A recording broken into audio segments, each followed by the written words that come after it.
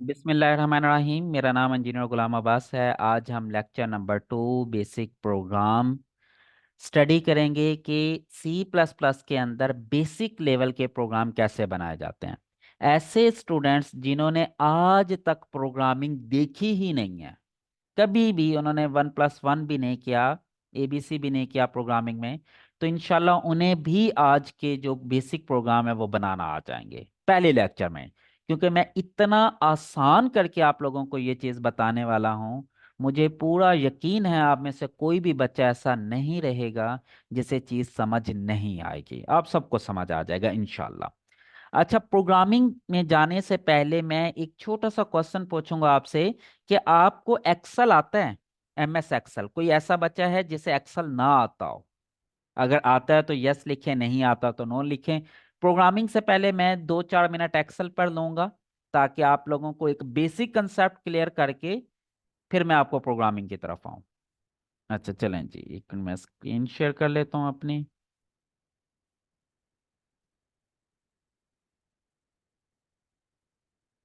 Screen share है, Excel नजर आ रहा है आप लोगों को? देखें, ये बेसिकली माइक्रोसॉफ्ट ने अपने एक ऑफिस के नाम से ना, एमएस ऑफिस के नाम से एक पैकेज बनाया हुआ है। उस पैकेज में बहुत सारी डिफरेंट एप्लीकेशंस हैं, सॉफ्टवेयर हैं, ये कह लें आप। MS Excel is one of them. जैसे कि एमएस वर्ड है, वर्ड में क्या करते हैं आप? डॉक्यूमेंट वगैरह बनाते हैं। एक्सेल में क्या करते हैं? शीट्स वगैरह बनाते हैं। पीपीटी में क्या करते हैं? प्रेजेंटेशंस बनाते हैं पावर पॉइंट में। ठीक है, इस तरह ये डिफरेंट तरह के कामों के लिए डिफरेंट एप्लीकेशन यूज होती हैं। इन सब को एक जनरल नाम दे दिया है इस पैकेज को माइक्रोसॉफ्ट ने, एम एस ऑफिस, कि ये बेसिकली ऑफिस मैनेजमेंट के लिए यूज होता है। अब देखें, ये एक्सेल है। एक्सेल में हम नॉर्मली क्या करते हैं? एक्सेल के अंदर हम शीट्स बनाते हैं, फार्मूलेज डालते हैं, हम इसके अंदर कोई कैलकुलेशंस कर रहे होते हैं, इस तरह के काम होते हैं।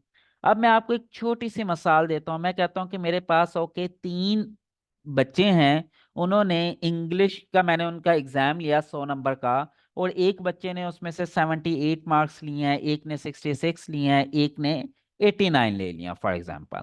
अब मैंने इन 3 बच्चों के मार्क्स का टोटल करना है, एवरेज करना है, मीन निकालना है, मुख्तलिफ तरह के इसके ऊपर फॉर्मुलेशंस करनी है। तो कैलकुलेटर पे निकालना मुश्किल होता है। फिर उसके अलावा एक दफ़ा आप निकाल लें और कल को अगर आपके किसी एक बच्चे के नंबर चेंज हो जाएं तो दोबारा से फिर आपको कैलकुलेशन करनी पड़ेंगी। ये पॉइंट ज़रा समझिएगा।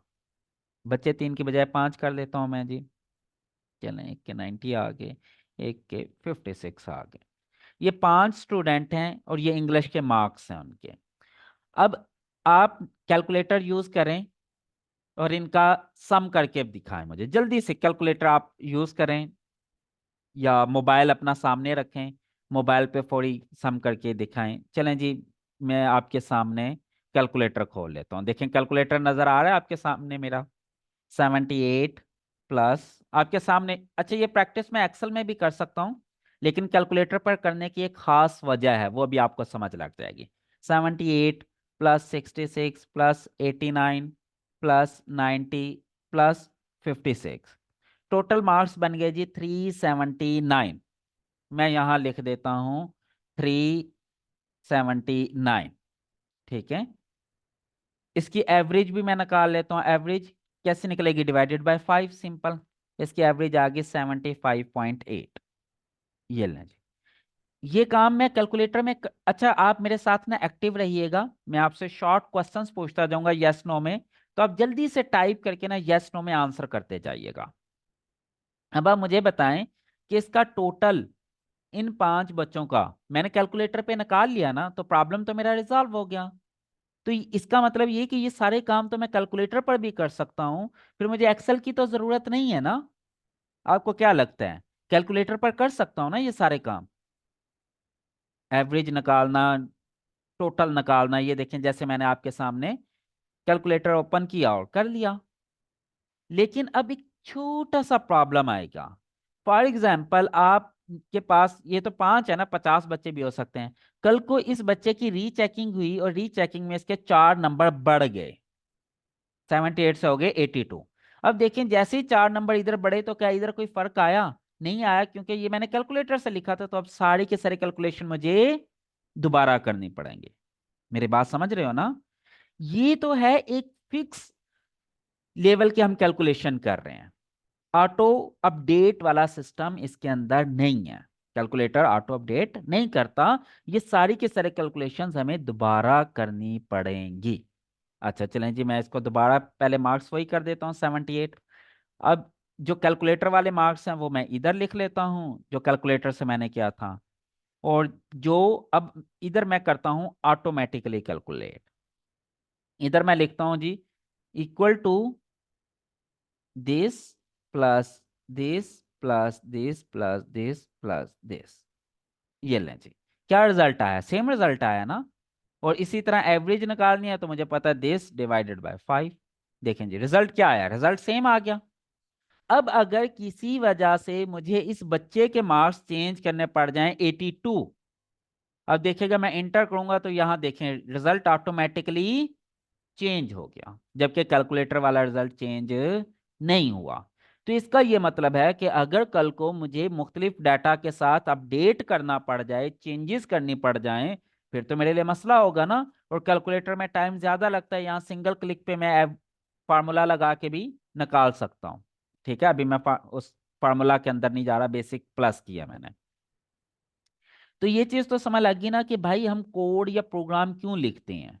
ये सारा काम तो मैनुअली भी कर सकते हैं, लेकिन प्रोग्रामिंग या एक सॉफ्टवेयर बनाने का मेन मकसद ये होता है कि हमने अपना टाइम बचाना है, वक्त बचाना है, क्योंकि वक्त हमारे लिए बहुत इंपॉर्टेंट है। अपनी टाइम सेविंग के लिए हम मुख्तलिफ तरह के सॉफ्टवेयर बनाते हैं ताकि उनके ऊपर हम easily within no time अपना रिक्वायर्ड रिजल्ट निकाल सकें, जो हमारा प्रॉब्लम है उसका सोल्यूशन निकाल सकें इन लेस टाइम, कम वक्त में। ये चीज समझ लग गई। अब अगर कल को मैं इसके भी अगर मार्क्स चेंज करता हूँ, देखिएगा तो यहाँ पे ये रिजल्ट फिर चेंज हो जाएगा। 66 से फॉर एग्जांपल इसके 70 हो गए इस बच्चे के मार्क्स, देखें रिजल्ट फिर चेंज हो गए यहाँ पे। तो ये अब ऑटोमेटिकली अपडेट करता चला जाएगा। अब मुझे ज्यादा सोचने की, ज्यादा फिक्रमंद होने की जरूरत नहीं है। क्लियर होगी ये बात? अच्छा, यहां तक कोई कंफ्यूजन तो नहीं है? सिंपल सी एक क्वेश्चन का आंसर मैं देना चाहता था कि हर वो काम जो हम किसी सॉफ्टवेयर या किसी प्रोग्राम के थ्रू करते हैं वो काम हम कैलकुलेटर या मैनुअली भी कर सकते हैं। तो फिर हमें सॉफ्टवेयर बनाने की जरूरत ही क्यों पेश आती है? वो इसलिए पेश आती है कि हमने अपना वक्त बचाना है। यहां तक बात क्लियर? अब आ जाते हैं दूसरा पॉइंट। अब दूसरा तरीका ये है कि अब एक तो ये है कि मैं यहाँ पे मैनुअली वो लिखूं दो, मैं कहता हूँ जी, अब आपको ये बताता हूँ। एक चीज ये है कि मैं मैनुअल एग्जैक्ट नंबर्स को ऐड कर लेता हूँ। जैसे फॉर एग्जांपल मैं कहता हूँ 2 + 4, ये हो जाएगा 6। ठीक है। अब एक चीज ये है कि मैं कहता हूँ भाई मैं इस तरह नहीं करना चाहता, मैं कहता हूँ जो वैल्यू डी, ये डी कॉलम है, ये देखें हर एक चीज का एक एड्रेस होता है। जैसे आपका एक घर है ना, अब ये मेरी बात जरा समझिएगा। आप जिस घर में रहते हैं ना उसका भी एक एड्रेस है जो आपकी पहचान है। आपने मोबाइल रखा हुआ है ना, आपके मोबाइल की पहचान क्या है? कैसे पता चलेगा कि भाई ये आसिम का मोबाइल है, ये हुसैन का मोबाइल है, ये शान का मोबाइल है, ये अली का मोबाइल है, ये अब्बास का मोबाइल है? कैसे पता चलेगा? यानी कि अगर मैंने कॉल करनी है कैसे? आपकी एक पहचान है क्या? आपका मोबाइल नंबर, यही है ना। हर बंदे को एक यूनिक मोबाइल नंबर है। अब आप जल्दी से जवाब दें कि अगर एक नंबर जिशान को दे दिया तो क्या अली को वो नंबर मिल सकता है, सेम नंबर? नहीं मिल सकता ना, क्योंकि आइडेंटिटी हमेशा हर किसी की यूनिक होती है। इसी तरह जो एड्रेस आपके घर को अलॉट हो गया वो एड्रेस किसी और के घर को नहीं मिल सकता। इसी तरह ना पूरी दुनिया में चेंज होगा, पूरी दुनिया में। इसी तरह आपका CNIC है, शनाख्ती कार्ड है, उसके ऊपर जो एक नंबर लिखा होता है ना, शनाख्ती कार्ड नंबर, या जिसे CNIC नंबर कहते हैं, वो भी हर बंदे का डिफरेंट होगा। इसी तरह पासपोर्ट नंबर पूरी दुनिया में हर बंदे का डिफरेंट होगा। इसी तरह एक्सेल के अंदर हर एक बॉक्स का एड्रेस जो है ना वो डिफरेंट होता है। इस बॉक्स का कॉलम नंबर क्या है? D, रो नंबर क्या है? 3। ये कॉलम्स हैं, ABCDEF, ये क्या है, कॉलम, इसे कहते हैं कॉलम। और ये क्या है, 1 2 3 4 5, इसे कहते हैं रो। अब इसका जो एड्रेस होगा वो होगा D3, इसका एड्रेस क्या होगा, D2। अब बताएं ये 6 का एड्रेस क्या है, what is the address of this 6? ये जो 6 नंबर लिखा हुआ है इसका एड्रेस क्या है, जल्दी से बताएं। यस, E3, क्योंकि ई कॉलम और 3 रो, इसका एड्रेस है E3। चलें जी, अब मैं ये कहता हूं कि जो भी वैल्यू D1 में आए, जो भी, फॉर एग्जांपल 2 है, वही वैल्यू E1 में चली जाए। तो मैं क्या करूंगा, E1 को D1 का एड्रेस दे दूंगा, क्वेश्चन मार्क D1, ये देखें, D1 लिख के इंटर कर दिया। अब यहां पे अगर मैं चेंज करूंगा ना, 4 करूंगा, तो यहां भी देखिएगा ई में ऑटोमेटिकली 4 हो जाएगा। मैं यहां पे 6 करूंगा, यहां पे ऑटोमेटिकली 6 हो जाएगा।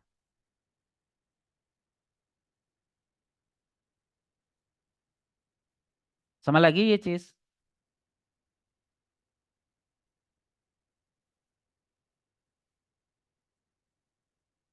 यहां तक कोई प्रॉब्लम? बड़ा आसान सा है ना। जो भी यहां पे मैं डाटा लिखूंगा, मैं चाहता हूं वो यहां पे आ जाए। अब इसके लिए मैं ये नहीं कहूंगा कि ये 6 है तो इधर 6 लिख दूं, इधर 8 है तो इधर 8 लिख दूं। मैं क्या करूंगा, इसका एक एड्रेस लिख दूंगा, एड्रेस, इसका नाम क्या है, D1। मैंने कहा भाई जो D1 में है वो उठा के ले आओ। तो D1 में जो भी होगा, चाहे यहाँ मैं 11 लिखूंगा, यहाँ 11 आ जाएगा ऑटोमेटिकली। तो इसे कहते हैं वेरिएबल, कि एक वैल्यू किसी वेरिएबल में आ गई, उस वेरिएबल को आपने रीड कर लिया। वेरिएबल क्या किसे कहते हैं, ऐसा एड्रेस, ऐसी जगह जहां पे डाटा वेरी कर सके, चेंज हो सके। वेरिएबल जो चेंज हो सके, वेरी कहते हैं ना, हम कहते हैं ना यार ये वैल्यू वेरी कर रही है। वेरी करने का मतलब होता है चेंज हो रही है, वेरिएबल जो चेंज हो सके, सिंपल। तो इसका वेरिएबल क्या हो गया, D1। ठीक है, समझ लग गई ये चीज? तो ये चीजें आपने बस एक समझना है कि एक वैल्यू कांस्टेंट होती है, फिक्स होती है। अब इसको मैं क्या वैल्यू दे रहा हूं, कांस्टेंट। कांस्टेंट है, इसमें कोई वेरिएबल नहीं है, जो मैं वैल्यू दूंगा वही आएगी। और इसका डाटा मैं इधर लेके जा रहा हूं वेरिएबल के थ्रू, सिंपल। अभी आप इस चीज को कंफ्यूज ना होइएगा। अब मैं आता हूं प्रोग्रामिंग की तरफ। एक छोटा सा प्रोग्राम पहले बनाता हूं, उसके बाद मैं आपको चीजें मजीद एक्सप्लेन करूंगा, तो आपको समझ लग जाएगी। आ जाएं जी, हम डायरेक्ट मूव करते हैं प्रोग्रामिंग के ऊपर। अब प्रोग्रामिंग के लिए एक सॉफ्टवेयर यूज होता है जिसे कहते हैं डेव C++। इसका सेटअप मैं आज अपलोड कर दूंगा क्लास के बाद ड्राइव में, और उसका लिंक मैं आपको सेंड कर दूंगा, वहां से डाउनलोड करें और इस्तेमाल करें। सिंपल इंस्टॉल करना है आपने, और जब इंस्टॉल हो जाएगा तो इस तरह का आइकॉन आएगा, इस तरह का आपके डेस्कटॉप पे डेव C++ नजर आ रहा है ना। इसको आपने क्या करना है, सिंपल डबल क्लिक करना है, इस तरह की विंडो ओपन हो जाएगी। उसके बाद ये देखें टॉप पे लिखा है फाइल, फाइल, फाइल पर क्लिक करना है, फिर न्यू, न्यू पे सोर्स फाइल, और इसका शॉर्टकट की है Ctrl+N। ठीक है, यहां पे क्लिक कर देना है। ये लें जी, ये एक एडिटर फाइल खुल जाएगी इस तरह की। अब यहां पे मैं आपको सबसे पहले 2 जमा 4 का फार्मूला इंप्लीमेंट करके दिखाता हूं। अच्छा एक बात बताएं, आप में से कोई ऐसा बच्चा है जिसने कभी कोई लेटर या एप्लीकेशन ना लिखी हो, या लिखनी ना आती हो, या पढ़ी ना हो कि एप्लीकेशन कैसे लिखते हैं? एनीवन? यानी कि लिखी हुई है, अगर लिखी हुई है तो यस लिखें, अगर नहीं लिखी तो नो लिखें।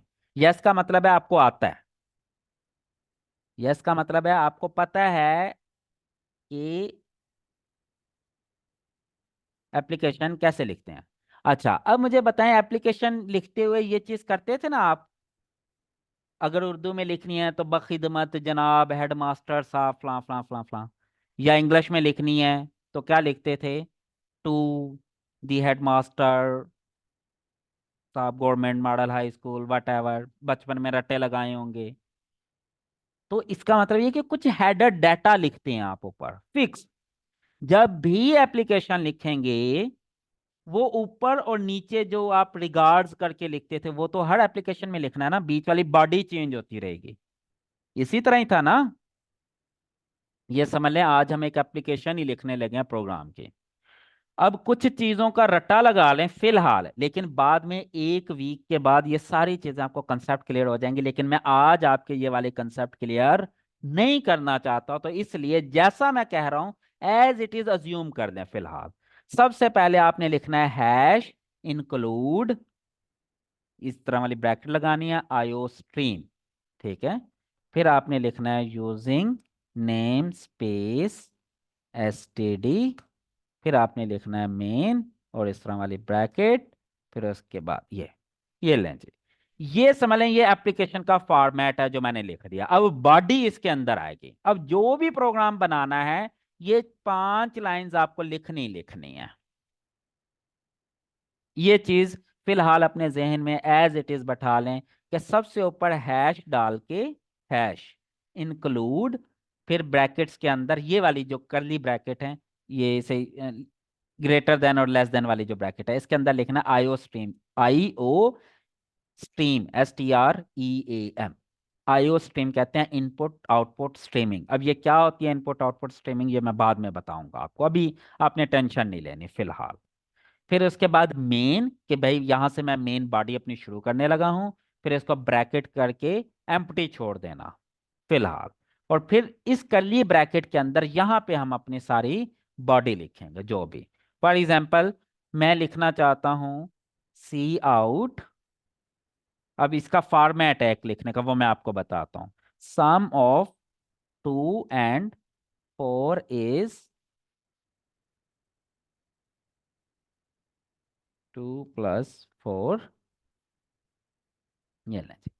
फिलहाल ये मैंने एक लाइन का प्रोग्राम लिखा जिसने सिर्फ मुझे ये बताना है कि 2 और 4 का सम क्या होता है।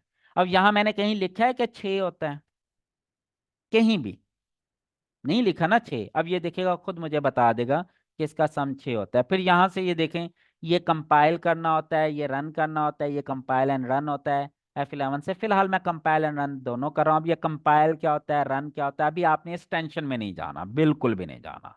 अब इस तरफ ये देखें कि ये करता क्या। सबसे पहले हम इसको सेव करेंगे, प्रोग्राम को सेव किया। ये देखें, अच्छा ये आपको नज़र नहीं आ रहा होगा, मैं इसको जूम कर लेता हूँ। अब नज़र आना शुरू हो गया।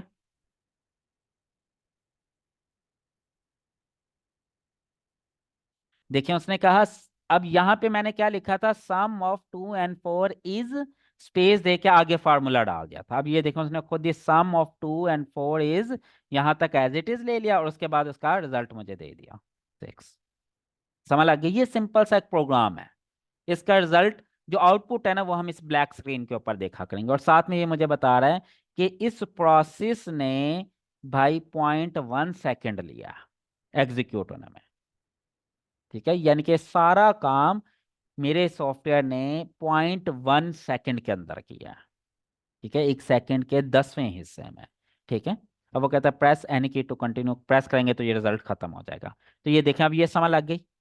अब आप मुझे बताएं कि ये तो था प्रोग्राम 2 जमा 4 का। अब अगर 3 जमा 6 का करना होगा तो क्या करेंगे। 2 जमा 4 की बजाय 3 जमा 6 करना है फॉर एग्जाम्पल, या 3 जमा 4 करना है फॉर एग्जाम्पल। तो मैं इस प्रोग्राम में जाके चेंज करूंगा ना। मैं यहां जाके 2 की बजाय 3 लिखूंगा। तो इसका मतलब ये कि मुझे हर दफा प्रोग्राम चेंज करना पड़ रहा है। उसके बाद फिर मैं F11 प्रेस करूंगा। ये देखा, अब ये मुझे 3 जमा 4 का रिजल्ट दे रहा है। समझ लगी। 3 जमा, सॉरी इधर भी मुझे चेंज करना था, इधर भी। यानी कि अब ये देखें ये मुझे हर दफा चेंज करना पड़ा करेगा। अब वो देखें वो कह रहा है सम ऑफ 3 and 4 इज 7। समझ लग गई। अब मैं इससे जान छुड़वाना चाहता हूं। मैं कहता हूं मैं हर दफा प्रोग्राम ना चेंज करूं भाई, बस यूजर से पूछ लूं कि आपने किसका रिजल्ट लेना है। जिस चीज का भी यूजर कहेगा मैं उसी का रिजल्ट उसे दे दूं, जो भी यूजर कहे। तो उसके लिए फिर क्या करेंगे, आएंगे सबसे पहले। अब मैं इसको कर रहा हूं खत्म। अच्छा अगर आप ये चाहते हैं ना ये एग्जीक्यूट ना हो तो इसको ये डबल स्लैश डाल दीजिएगा। डबल स्लैश का मतलब ये है कि ये कमेंट है और इसको कंपाइलर हमारा रीड नहीं करता, प्रोग्राम के अंदर इसको इंक्लूड नहीं समझा जाता है। आपके आसानी के लिए मैं इसको रिमूव ही कर देता हूं ताकि कहीं परेशान ना हो जाए। चलें जी। इंट एक इंटीजर को इंट कहते हैं। बचपन में आपने पढ़ा होगा number types, integer, float, whole number, natural numbers, पढ़े हुए हैं ना। तो ये जो नेचुरल नंबर होते हैं ना उसे इंट कहते हैं, इंटीजर्स।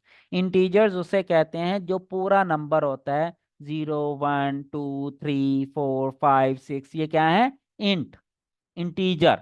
अगर वैल्यू आ जाए 3.1 फिर क्या हो जाएगा, वो इंटीजर होगा 3.1। अगर मैं कहूँ 3.1 तो क्या ये इंटीजर होगा या नहीं, नहीं होगा। अब ये फ्लोट हो जाएगा, ये फ्रैक्शन पार्ट आ जाएगा। अगर फ्रैक्शन वैल्यू होगी तो इंटीजर नहीं होगा।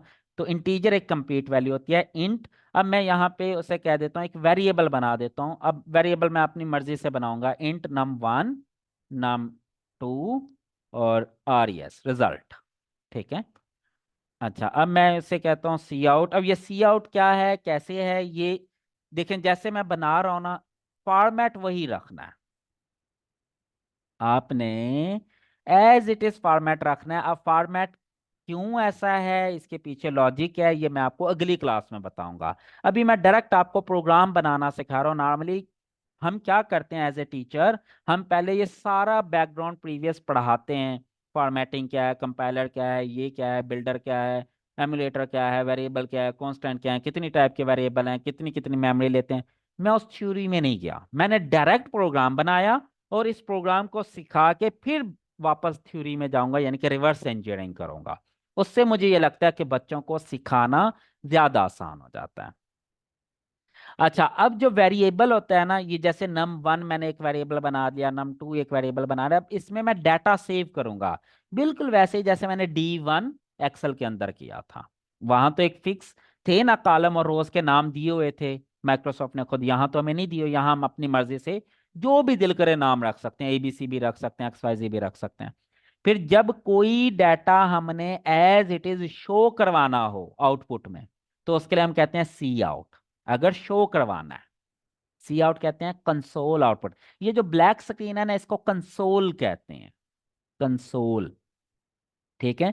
तो उस कंसोल के ऊपर जो चीज मैंने शो करवानी है ना, वो आउटपुट होती है, तो इसे कहते हैं कंसोल आउट। इसका निक नेम है सी आउट, और ये आपने इसी तरह ही लिखना है, बगैर किसी स्पेस के, बगैर कैपिटल के, स्मॉल कैरेक्टर में सी आउट। और उसके बाद डबल ग्रेटर देन वाली ब्रैकेट लग जाएंगी, और उसके बाद डबल इन्वर्टेड कॉमास में आपने लिखना है। जो चीज डबल इन्वर्टेड कॉमास में लिखी होगी वो एज इट इज शो हो जाएगी, वो एग्जीक्यूट नहीं होगी। ये फॉर एग्जांपल मैं कहता हूं इंटर फर्स्ट नंबर, मैं यूजर को कहता हूं भाई अपना पहला नंबर इंटर करें, ठीक है। अब इस डबल इन्वर्टेड कॉमास के अंदर जो भी लिखा हुआ है ना, ये एज इट इज उसके ऊपर शो हो जाएगा। लेकिन अब उससे कैसे पता चलेगा सॉफ्टवेयर को, कंपाइलर को, कि ये आपका काम यहाँ खत्म हो गया, अब नई वैल्यू देनी है? उसके लिए होता है टर्मिनेटर, ये जो होता है ना सेमी कॉलन, जिसके ऊपर एक नुक्ता और नीचे कोमा लगा होता है, इसे हम कहते हैं सेमी कॉलन इंग्लिश के अंदर। लेकिन प्रोग्रामिंग की दुनिया में से कहते हैं टर्मिनेटर, जहां पे टर्मिनेट किया जाता है। टर्मिनेट किसे कहते हैं, खत्म करना, एंड करना, टर्मिनेट कहते हैं ना उसे। मतलब ये कि यहाँ पे मेरा ये वाली लाइन टर्मिनेट हो गया, खत्म हो गया। जैसे ये देखें, इंटीजर हमने बनाना शुरू किए, एक इंटीजर बनाया नंबर 1, एक बनाया नंबर 2, और इसके कैसे हम सेपरेट कर रहे हैं, कोमास के थ्रू। फिर एक बनाया रिजल्ट के नाम से, और इसको कैसे बंद किया हमने, इन टर्मिनेटर। एक चीज ध्यान में रखिएगा, प्रोग्राम C++ के अंदर जितना भी प्रोग्राम लिखेंगे, हर लाइन के एंड पे टर्मिनेटर आएगा। अगर नहीं डालेंगे तो एरर आएगा, ठीक है। अब मैंने इनपुट लेनी है, ठीक है। अच्छा, अभी तक मैं इतना ही करके ना आपको करके दिखाता हूं। ये देखें, जो मैंने यहाँ पे लिखा था, इंटर फर्स्ट नंबर, वही यहाँ पे लिखा आ गया एज इट इज। समझ लगी? इसका मतलब यह है कि जो भी मैं यहाँ पे शो करना चाहता हूँ सॉफ्टवेयर में, वो सी आउट करके डबल इन्वर्टेड कॉमास के अंदर लिख दूंगा, तो वो चीज एज इट इज डिस्प्ले हो जाएगी। क्लियर? अब मैं लेना चाहता हूँ इनपुट यूजर से, कि यूजर को कहता हूँ भाई नंबर 2 अपना जो आपने ऐड करना है। यहाँ क्या करूंगा, सी आउट की जगह क्या हो जाएगा, सी इन, कंसोल इनपुट। क्या मैंने कंसोल से इनपुट लेनी है। अब पहले जो ब्रैकेट्स थी उनका मुंह बाहर वाली साइड पे था, इसी तरह ही है ना, इसका मुंह बाहर वाली साइड पे है आउटपुट का, इनपुट का मुंह किस साइड पे होगा, अंदर वाली साइड पे, इन साइड। ये समझ लग गई।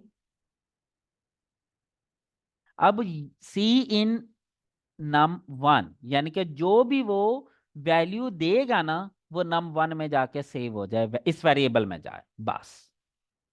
ठीक है, अब मैं इसको दोबारा रन करता हूं। ये लें, जब देखें वो कहता है जी नंबर इंटर करें, क्योंकि अभी तक प्रोग्राम कंप्लीट नहीं हुआ। मैं कहता हूँ 5 फॉर एग्जाम्पल, ये लें, प्रोग्राम कंप्लीट हो गया। अभी चूंकि इसको मजीद हमने इंस्ट्रक्शन नहीं दी, अब मैं कहता हूँ इसी तरह सी आउट इंटर सेकंड नंबर। अब सी इन क्या कर दूंगा, नाम 2।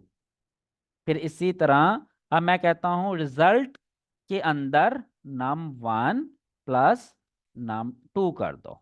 ठीक है, अब रिजल्ट की वैल्यू कैलकुलेट कर ली। अब रिजल्ट को मैं शो करवा दूंगा, क्या कर दूंगा, सम ऑफ बोथ दी, यस, सम ही लिख देता हूं, सम इज क्या है जी, रिजल्ट।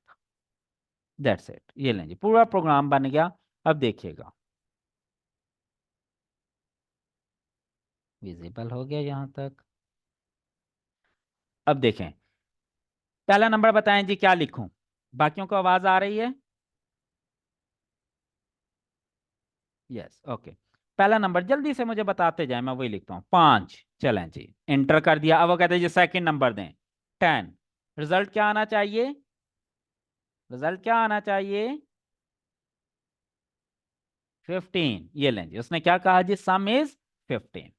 समझ लगी। अब ये मैंने एक छोटा सा प्रोग्राम लिखा, एक छोटा सा सॉफ्टवेयर बनाया, जिसको मैं एक नंबर, दो नंबर देता हूं और वो मुझे इसका ऐड करके मुझे दे देता है। ठीक है, अब भाई अगर मैं कहता हूँ ओहो मुझे तो 5 10 नहीं करना था, मुझे तो कुछ और करना था, तो भाई मुझे क्या सॉफ्टवेयर में जाके चेंज करनी पड़ेगी प्रोग्रामिंग में, गलती से 5 और 10 लिख दिया, मुझे तो कुछ और करना था। अब मुझे सॉफ्टवेयर में जाके चेंज करने की जरूरत नहीं है, बस उसे वैल्यू दोबारा दे दूंगा। फॉर एग्जाम्पल मुझे 6 और 8 करना था जी, ये लें जी 14, रिजल्ट आ गया। समझ लग गई।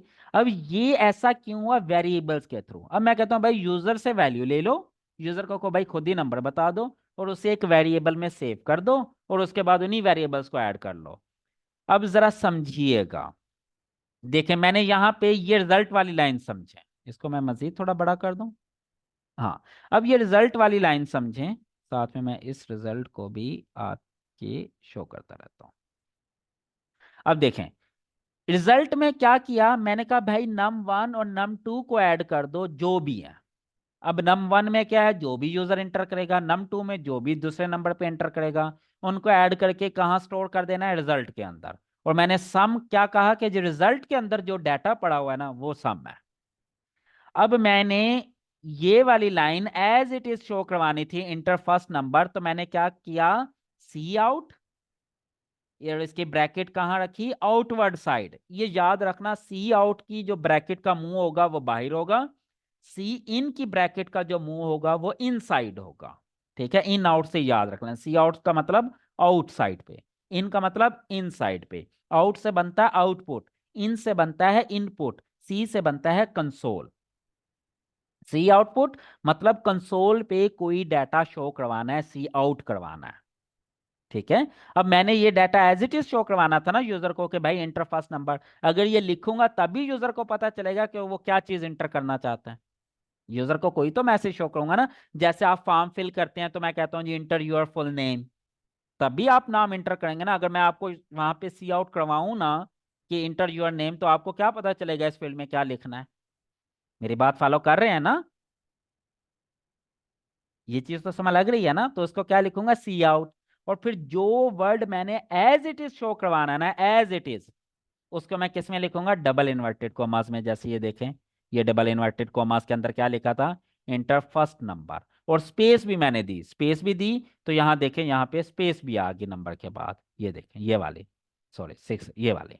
ठीक है, अगर स्पेस ना देता तो यहाँ पे स्पेस ना आती। ये चीज क्लियर होगी। और उसके बाद मैंने क्या कर दिया, टर्मिनेट कर दिया। टर्मिनेट का मतलब भाई मेरी लाइन यहाँ पे कंप्लीट हो गई।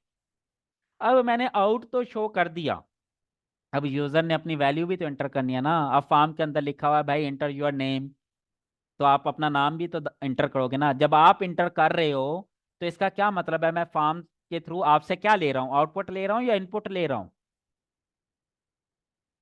अब जब आप अपना नाम लिखोगे तो मैं इनपुट ले रहा हूँ या आउटपुट ले रहा हूँ आपसे, इनपुट ले रहा हूँ। जब मैंने आपसे इनपुट लेनी है तो मैं उसे कहीं सेव कराऊंगा, तो मैं इसके सी आउट की जगह यहाँ फिर क्या वर्ड कर दूंगा, सी इन, यानी कि कंसोल से इनपुट लेनी है। और इसकी ब्रैकेट का मुंह किस साइड पे होगा, इनवर्ड साइड, इन वाली साइड पे हो जाएगा। और अब ये देखें, क्या मैंने नम वन शो करवाना था as it is, num one तो नहीं ना शो करवाना था एज इट इज, तो मैंने इसे डबल इन्वर्टेड कॉमास में नहीं लिखा। इनपुट हमने लेनी होती है वेरिएबल के अंदर। अब मैं कहता हूं भाई जो भी यूजर नंबर एंटर करेगा ना, 10 20 50 100 जो भी करना है, उसे सेव कर दो कहाँ पे, नम वन के अंदर, जो मैंने यहाँ पे वेरिएबल बनाया नम वन के नाम से। आप चाहें तो एबीसी रख लें वेरिएबल, इसको ए कर दें, इसको बी कर दें, इसको सी कर दें, आपकी मर्जी है, कोई मसला नहीं। मैंने नम वन नम टू और रिजल्ट, मेरी कोशिश होती है मैं वेरिएबल उस तरह से बनाऊं जो वेरिएबल देख के मुझे समझ लग जाए कि इस वेरिएबल का क्या मकसद होगा। नम वन का पता चला है नंबर वन है, नम टू का पता चला है नंबर टू है, आर ई एस का पता चला है इसमें रिजल्ट स्टोर होगा। ठीक है, तो यहाँ पे मैंने सीन कर दिया नम वन, और इसे इन्वर्टेड कॉमास में नहीं लिखा। जब नहीं लिखा तो देखें इसने क्या किया, इनपुट ली मुझसे, समझ लग रही है ना। इसने कहा भाई नंबर इंटर करो, ये मैंने 6 इंटर किया था। जैसे 6 इंटर किया तो क्या हुआ, ये 6 कहाँ चला गया, नम वन के अंदर जाके सेव हो गया, वहां जाके बैठ गया सुकून से। इसको कुर्सी मिल गई, ये समझ लो नम वन को बैठने के लिए। इस नम वन वेरिएबल में जाके सेव हो गया। अब फिर मैंने उसे दोबारा एक मैसेज शो किया यूजर को कि भाई आप अपना दूसरा नंबर बताओ जो सेव ऐड करना है। अब मैंने आपका पहले नाम पूछा, आपने नाम लिख के दूसरी फील्ड में गए तो वो नाम मैंने अपने पास सेव कर लिया। अब मैंने कहा जी अपना ईमेल बताओ, अपनी जेंडर बताओ, अपनी एज बताओ। मैं आपसे क्वेश्चन पूछता गया, आप मुझे उसका आंसर करते गए। जब मैंने आपसे क्वेश्चन पूछा तो मैंने सी आउट किया था, जब आपने आंसर किया तो वो बेसिकली मैं आपसे क्या कर रहा हूँ, इनपुट ले रहा हूँ। फिर इसी तरह इंटर सेकेंड नंबर, मैंने ये एज इट इज शो करवाना था, तो फिर मैंने क्या किया, सी आउट, इसकी ब्रैकेट, दो ब्रैकेट्स डालें दोनों का मुंह बाहर वाली साइड पे, डबल इन्वर्टेड कॉमास डाले, यहाँ लिख दिया इंटर सेकेंड नंबर, और यहाँ पे फिर टर्मिनेटर लगा दिया। इससे पता चल गया कि भाई अब ये लाइन खत्म हो गई है। उसके बाद नेक्स्ट लाइन क्या थी, सी इन, और ये देखें ये एज इट इज शो हो गया, ये वाली इंटर सेकेंड नंबर। फिर मैंने कहा भाई अब आप इनपुट दो नम टू के अंदर, और वो जो भी आप देना चाहते हैं, फॉर एग्जाम्पल आपने 8 लिखा, ये कहाँ चला जाएगा, नम टू के अंदर सेव हो जाएगा।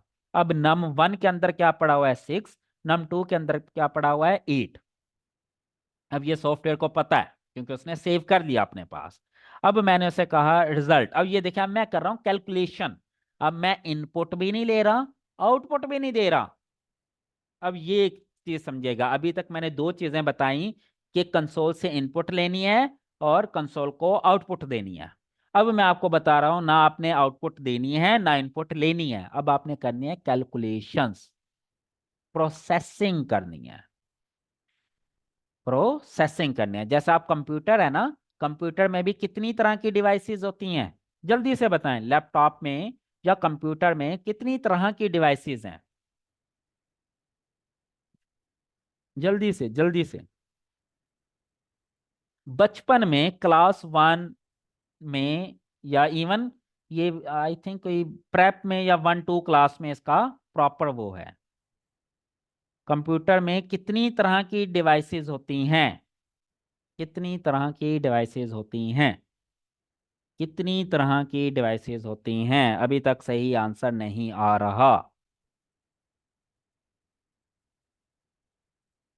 जी 3 तरह की डिवाइसेस होती हैं, कौन कौन सी, कौन कौन सी, तीन तीन तरह की डिवाइसेस होती हैं, इनपुट आउटपुट और प्रोसेसिंग। समझ लगी, कीबोर्ड क्या है, कीबोर्ड, कीबोर्ड इनपुट है आउटपुट है प्रोसेसिंग है, कीबोर्ड डिवाइस इनपुट डिवाइस है, यस, ताकि हम इससे इनपुट देते हैं। स्क्रीन क्या है आपका, मॉनिटर, इनपुट है आउटपुट है, आउटपुट है, क्योंकि उससे हम रिजल्ट देख रहे होते हैं डायरेक्ट। प्रिंटर, प्रिंटर इनपुट है आउटपुट है?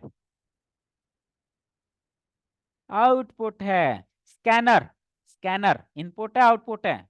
स्कैनर इनपुट है। Scanner is an input device. Speaker, speaker input है आउटपुट है? स्पीकर, स्पीकर आउटपुट है। माइक, माइक इनपुट है आउटपुट है? माइक इनपुट है। प्रोसेसर, जो प्रोसेसर लगा होता है वो क्या है? इनपुट है आउटपुट है? प्रोसेसर, वो प्रोसेसिंग डिवाइस है। वो इनपुट लेता है, उसके ऊपर प्रोसेस करके आउटपुट देता है। इसका मतलब वो प्रोसेसिंग यूनिट है, वो प्रोसेसिंग डिवाइस है। ठीक है। इसी तरह प्रोग्रामिंग के अंदर भी तीनों तरह की होती है, इनपुट, आउटपुट और प्रोसेसिंग। समझ लगी ये चीज? मैंने ये मैसेज शो किया, इंटर फर्स्ट नंबर, ये क्या है? आउटपुट। यूजर ने नंबर दिया, इनपुट। मैंने फिर मैसेज शो कर दिया, आउटपुट। यूजर ने नंबर इंटर किया, इनपुट। अब जो नंबर यूजर ने दिए हैं, मैंने उसकी कैलकुलेशंस करनी है ना, वो इनपुट है ना आउटपुट है, वो क्या है? प्रोसेसिंग। लाइन नंबर 10, बताएं मैंने क्या लिखा है? इनपुट लिखा है आउटपुट लिखा है लाइन नंबर 10 पर? ना इनपुट लिखा ना आउटपुट। यहां पे ना मैंने सी इन किया ना सी आउट किया। प्रोसेसिंग के लिए सी इन सी आउट करने की जरूरत नहीं है। प्रोसेसिंग के लिए सिंपल ये फार्मूला लगाते हैं, result is equal to num1 plus num2। और ये चूंकि लाइन कंप्लीट होगी तो उसके बाद फिर टर्मिनेटर लगाऊंगा। टर्मिनेटर हर लाइन के एंड पर होगा, ये बस पक्की बात है, रख ले अपने जहन में। क्योंकि इस लाइन में मैं प्रोसेसिंग कर रहा हूं ना, कैलकुलेशंस कर रहा हूं, कोई भी ना इनपुट ले रहा हूं ना दे रहा हूं, तो इसलिए ना मैंने सी इन किया ना सी आउट किया। अब मेरे num1 में एक डाटा था, num2 में एक डाटा था। मैंने कहा num1 और num2 के डाटा को जमा करो और वो कहां पे सेव कर दो? रिजल्ट के अंदर, RES वाले वेरिएबल में। समझ लगी ये चीज? यहां तक तो कोई कंफ्यूजन नहीं है ना। अब मैंने रिजल्ट तो कैलकुलेट कर लिया, अब भाई मैंने यूजर को भी तो दिखाना है ना, मैंने यूजर को भी तो बताना है ना कि भाई आपने जो नंबर मुझे दिए उनका रिजल्ट क्या है। तो मैंने क्या कर दिया, इसको सी आउट, आउटपुट शो करनी है ना।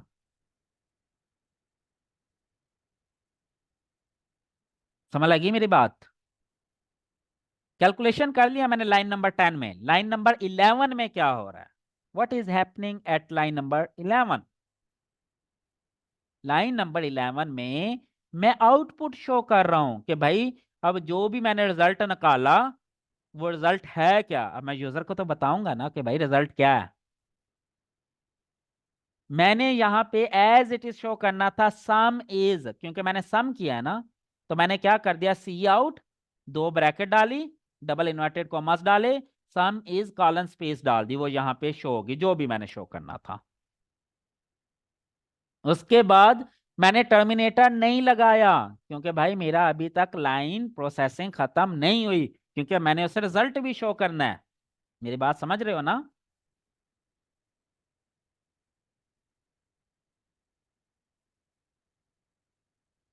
समझ लगी ये बात? आवाज सबको आ रही है?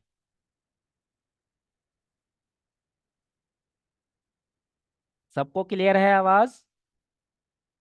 ठीक है, गुड। अब मैंने उसे शो करना था रिजल्ट, तो मैंने पहले सम इज डबल इन्वर्टेड कॉमास में शो किया। उसके बाद मैंने क्या किया, वेरिएबल का डाटा लेके जाना था। अब मैंने रिजल्ट एज इट इज तो नहीं ना देना था। अब अगर मैंने एज इट इज देना होता कि, अब अगर मैं ये लिख देता यहाँ पे डबल इन्वर्टेड कॉमास में, तो यहाँ पे क्या आता? बताएं, यहाँ पे फिर क्या लिखा आता है जल्दी से? अब अगर मैंने डबल इन्वर्टेड कॉमास में लिख दूं तो क्या होगा? लाइन बन जाएगी सम is colon space result, RES। 14 नहीं लिखा होगा, यहाँ पे रिजल्ट लिखा होगा। देखना चाहते हैं क्या आएगा? चलें जी देखते हैं, इसे एग्जीक्यूट करते हैं। चलें जी, नंबर हम दे देते हैं कोई भी 3 और 5। सॉरी, इसको मैं बड़ा कर लूं पहले।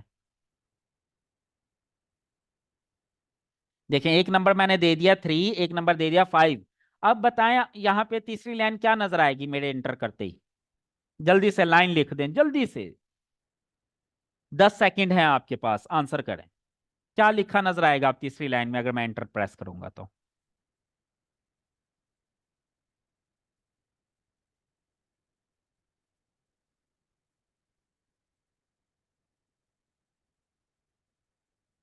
सम इज RES, बिल्कुल नहीं जी, 8 नहीं आएगा, ये लें।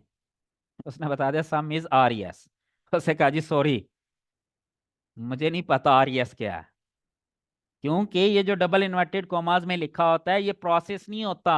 इसका मतलब ये एज इट इज शो कर दो, जो भी है भाई, ABC XYZ what ever, just show कर दो एज इट इज। मुझे एज इट इज तो शो नहीं करवाना था ना, मुझे तो रिजल्ट शो करवाना था। तो जो वेरिएबल का डाटा शो करवाना है वो मैं डबल इन्वर्टेड कॉमास में नहीं लिखूंगा। ये प्रॉब्लम है। अब मैं इसके इन्वर्टेड कॉमास खत्म करूंगा। अब देखिएगा, अब ये मुझे रिजल्ट देगा। अब देखिएगा, अब हम दो नंबर ऐड करते हैं। यहाँ देखिएगा, फॉर एग्जाम्पल 3 और 5। अब क्या आएगा? अब आएगा सम इज 8।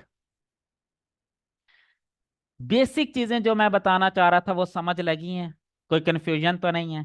अगर डबल इन्वर्टेड कोमास के अंदर कोई चीज लिख दी तो इसका मतलब ये है कि भाई जो कुछ भी लिखा हुआ है, प्रोसेसर नहीं देखेगा, सॉफ्टवेयर नहीं देखेगा वो क्या है, वो बस एज इट इज उठाएगा और शो कर देगा आपने जो भी लिखा हुआ है। लेकिन अगर डबल इन्वर्टेड कॉमास में नहीं लिखा, इसका मतलब ये है कि सॉफ्टवेयर कहेगा कि भाई ये एज इट इज शो नहीं करना, इसका मतलब इसके पास कोई डाटा है, मुझे वो डाटा शो करना है। RES लिखा, डबल इन्वर्टेड कॉमास में नहीं है, इसका मतलब यह है कि सॉफ्टवेयर को समझ लग गई कि मैंने RES नहीं शो करवाना। RES के पास जो डाटा है ना, जो वैल्यू है, वो वैल्यू शो करवानी है। अगर मैंने RES शो करवाना होता तो डबल इन्वर्टेड कॉमास में लिखता।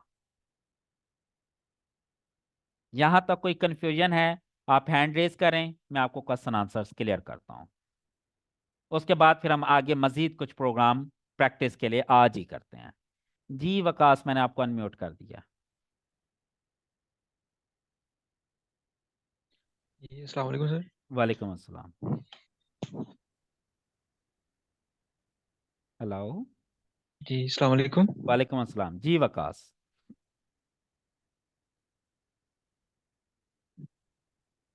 वकास, आवाज नहीं आ रही आपकी। सर जी, जी जी। जो हमने सी आउट लिखा है, हाँ नंबर फर्स्ट नंबर, और हाँ। फिर आगे एंड पे वो सेमीकोलन लगा दिया। हम्म। आवाज का मुझे इशू है या आप लोगों को भी आवाज गायब हो जाती है वकास की? आवाज नहीं आ रही वकास आपकी। I think sir. जी आप बोलें। अच्छा, गायब हो रही है सर। अच्छा, उसके बाद हमने जो अब हमारे जो मतलब शो हो रहा है वो 3 और 3 नहीं बेटा, वो तो मैंने इंटर किया ना। ये तो 3 मैंने इंटर किया है। ये देखें, मैं इसको दोबारा एग्जीक्यूट करता हूँ। अब बताएं क्या शो हो रहा है?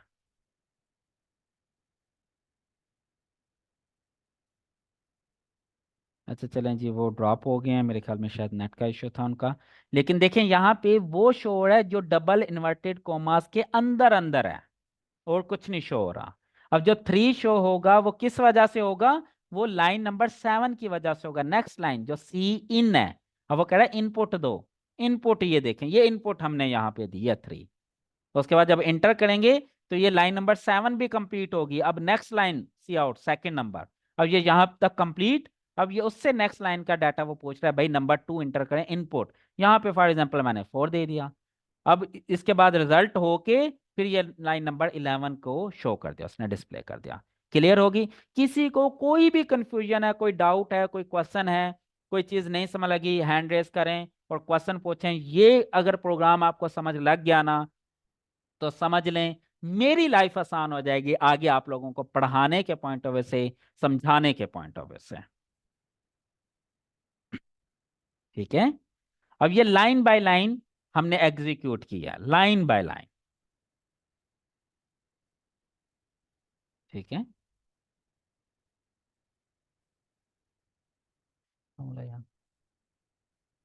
कामरान कौन सा फार्मूला, ये तो सिंपल है ना यार, a plus b is equal to c, 2 जमा 3 इज इक्वल, अब किसी में करना है जमा के लिए जमा लिखना पड़ेगा, ये तो कोई फार्मूला नहीं है, ये तो बचपन में आप पढ़ते आ रहे हैं 1 2 क्लास से ही। इस तरह से आप आसान समझें, all clear, okay sir. Line 5 समझाएं, लाइन 5 में क्या है, 5 में मैंने वेरिएबल्स दिए, अभी आप इसको ना कंफ्यूज हो, ये मैं अभी समझाऊंगा, इसका पूरा टॉपिक अभी मैं पढ़ाऊंगा, वेरिएबल क्या है, कांस्टेंट क्या है। अभी सिर्फ ये समझ लें कि ये मैंने वेरिएबल बनाए हैं। चलें जी, इसको छोड़ें, अब हम एक मल्टीप्लिकेशन का वो करते हैं, एक और प्रोग्राम, मजीद आपको चीजें क्लियर हो जाएंगी उससे। जी वकास।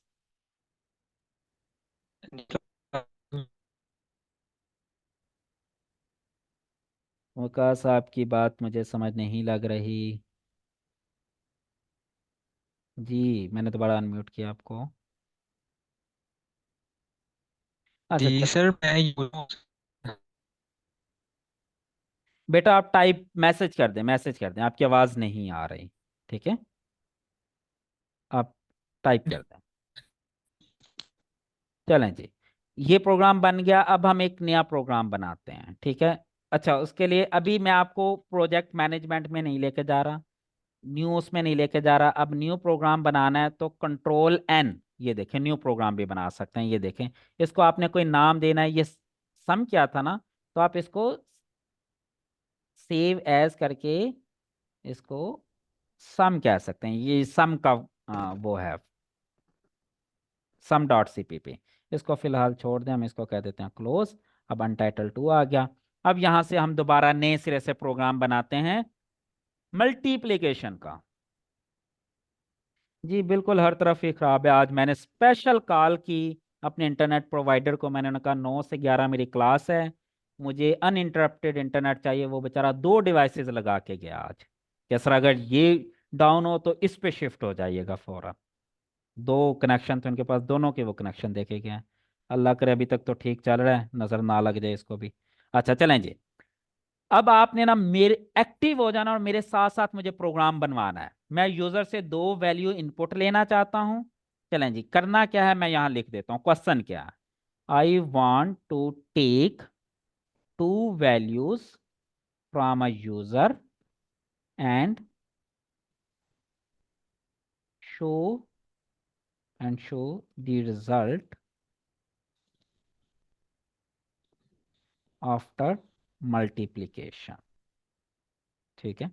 मल्टीप्लाई करने के बाद मैंने रिजल्ट शो करवाना है, ठीक है, ये मेरा क्वेश्चन है, ये मेरी प्रॉब्लम स्टेटमेंट है कि भाई आपने यूजर से 2 नंबर लेने हैं, उनको मल्टीप्लाई करके रिजल्ट शो करवाना है। तो मैं क्या करूंगा, सबसे पहले जल्दी से क्या करना था, हैश, याद है ना, उसके बाद मैं क्या लिखूंगा, हैश इंक्लूड, INCLUD, कोई स्पेस नहीं है इसके अंदर।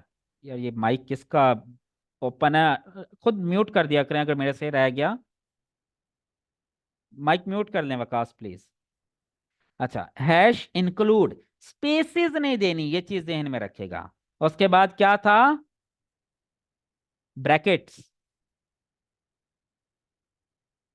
IO, input output stream. मैं ये बता रहा हूं कि भाई मैंने इनपुट आउटपुट करना है इस सॉफ्टवेयर के अंदर, तो इनपुट आउटपुट वाली जितनी लाइब्रेरीज हैं, जितने फंक्शन हैं, वो ऐड कर दें ऑटोमेटिकली, हैश इंक्लूड। उसके बाद यूजिंग स्पेस, नेम स्पेस, फिर स्पेस, STD और टर्मिनेटर, फिर मेन, छोटी ब्रैकेट ओपन क्लोज, फिर कर्ली ब्रैकेट। अब ये तो था मेरा वो स्टाइल जो एप्लीकेशन लिखने का स्टाइल बचपन में आपने रट्टा लगाया हुआ था, तो इसको भी फिलहाल 1 2 3 दिन के लिए रट्टा लगा लें, क्योंकि जब नेक्स्ट क्लास होगी तो फिर मैं आपको इसके लॉजिक्स क्लियर करता चला जाऊं, अभी रट्टा लगा लें, समझ लग गया, ये एज इट इज होगा। अब इसके अंदर लाइन नंबर 8 से हमारी बॉडी शुरू हो जाएगी, जैसे आपकी एप्लीकेशन की बॉडी शुरू होती थी, ऊपर नीचे फिक्स होता था चीजें, समझ लग गई, यहां तो कोई कंफ्यूजन तो नहीं है। अब मैं कहता हूं कि भाई मैंने 2 नंबर लेने हैं, एक नंबर को मैं ए में कर दूंगा, दूसरे को बी में, और उसका रिजल्ट किस में कर दूंगा, सी में। पहले मैंने num1 num2 रिजल्ट रखा था, अब मैं आपको जेनेरिक नाम रख के बता रहा हूँ, ABC फॉर एग्जाम्पल, कुछ भी रख सकते हैं ना, आपकी मर्जी है। क्लियर हुई ये बात?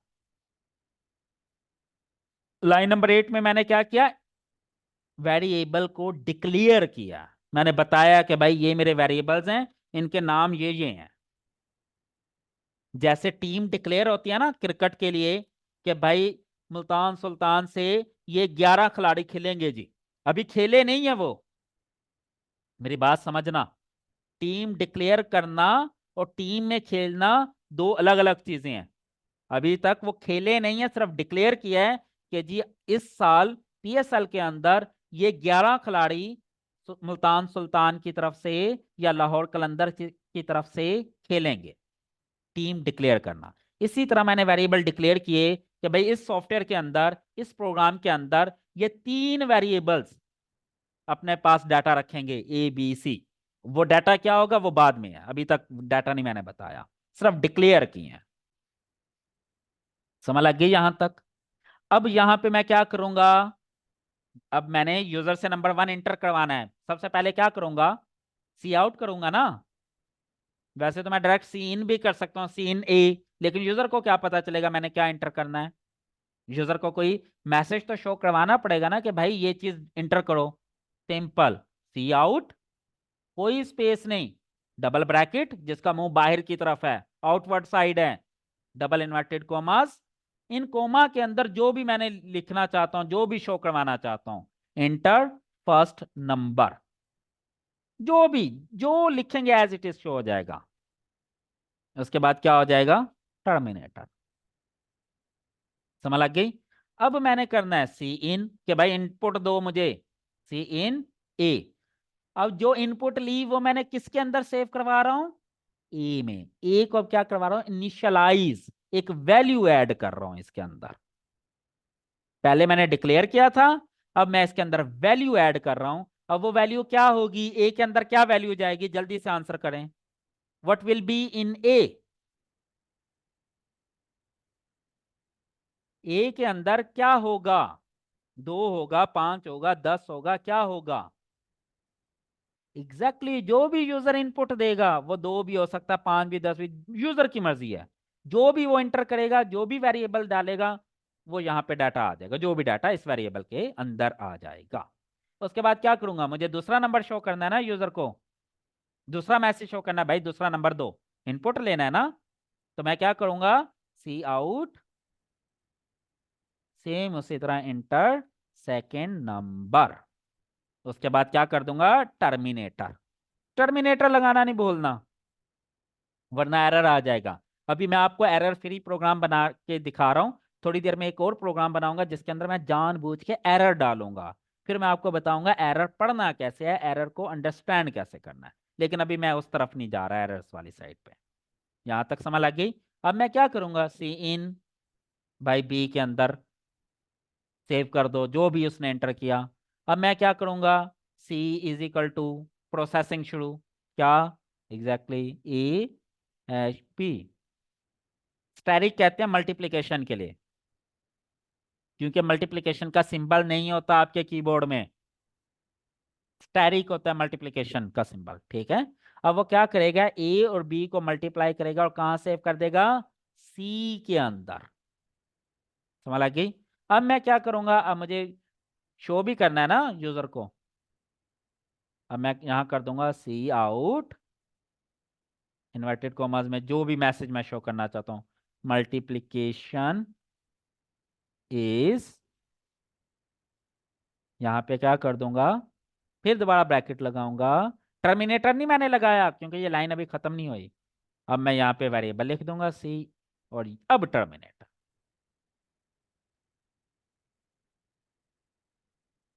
समझ लगी ये चीज? अब इसको मैं क्या करूंगा, F11। अब मैं इसको सेव करते हुए लिख दूंगा मल्टीप्लिकेशन, इसका नाम रख देता हूँ मल्टीप्लिकेशन, इस फाइल का सेव कर देता हूँ। ये लें जी, आ जाएं जी। अब हम इसको रीड करते हैं। क्या लिखूं जी, फर्स्ट नंबर, ये लें जी 5। दूसरा क्या लिखूं, ये लें जी 6। ये लें जी, क्या रिजल्ट आ गया? मल्टीप्लीकेशन इज,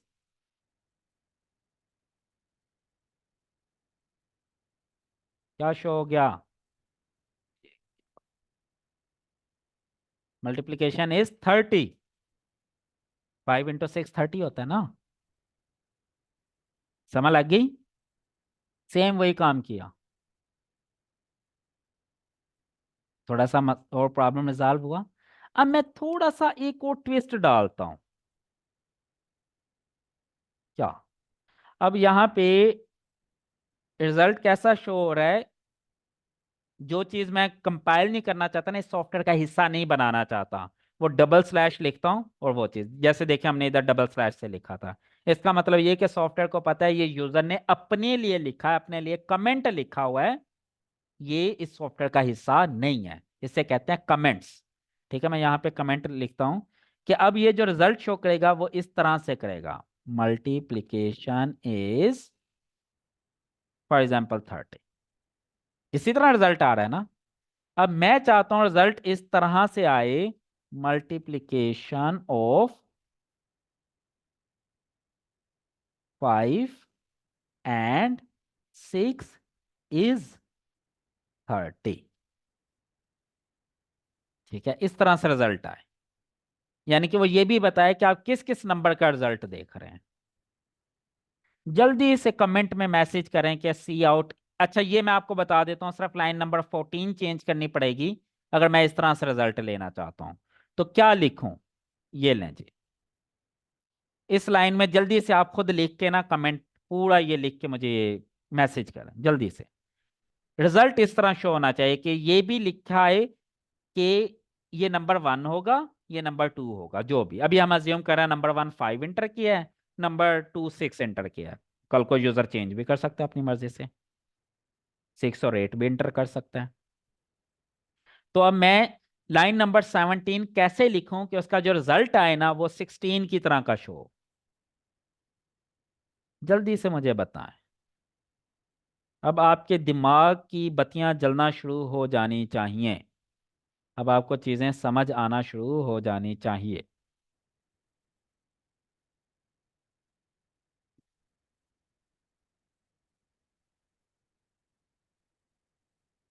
नहीं जी, नहीं जी, ए बी शो पूरी लाइन लिख के दिखाएं, जैसे एच एम अब्दुल्ला ने लिखी है ना, बिल्कुल इसी तरह लिख के दिखाएं। लेकिन एच एम अब्दुल्ला ने गलत लिखी हुई है जी। वकास, ए एंड बी नहीं, देखें ए एंड बी, ये तो फिर ए एंड बी लिखा आ जाएगा ना। नहीं असद, आप भी गलत। नहीं सदफ, आप भी गलत। देखिए अगर आपने डबल इन्वर्टेड कॉमास में 2 and 6 लिख दिया, ये तो फिर हमेशा 2 and 6 ही लिखा नजर आएगा ना। मैं तो ये चाहता हूँ जो भी नंबर इंटर करे पहला वो यहाँ पे आ जाए, जो भी दूसरा इंटर करे वो यहाँ पे आ जाए, और फिर उनका मल्टीप्लिकेशन भी आए। जल्दी से 1 more minute, एक और मिनट है, जल्दी से। Cout multiplication of A and B, नहीं जी। हम्म हसनैन लिखते हैं, नहीं जी, गलत। Multiplication enter first number second number, नहीं जी। अच्छा, एक तो ये जो डेल अब आपने लिखा हुआ है, आप अपना रीनेम करें ताकि मैं आपको नाम से कॉल तो कर सकूं। रजिया गलत, सदफ फिर गलत। सोचे सोचे सोचे, जल्दी से दिमाग चलाना शुरू करें। दिमाग चलाना, इसकी हेल्प आप लाइन नंबर 14 से ले सकते हैं, लाइन नंबर 14 से हेल्प ले सकते हैं। मल्टीप्लिकेशन ऑफ 5 and 6, ये किसने लिखा है? वहाज गलत, वहाज का भी गलत है। Asiya wrong, Asad wrong, Tahira wrong. Waqas ने क्या लिखा है जी? ऑफ, नहीं जी, ये रॉन्ग। काशिफ रॉन्ग, गलत। अवैस अगेन गलत। जैनब,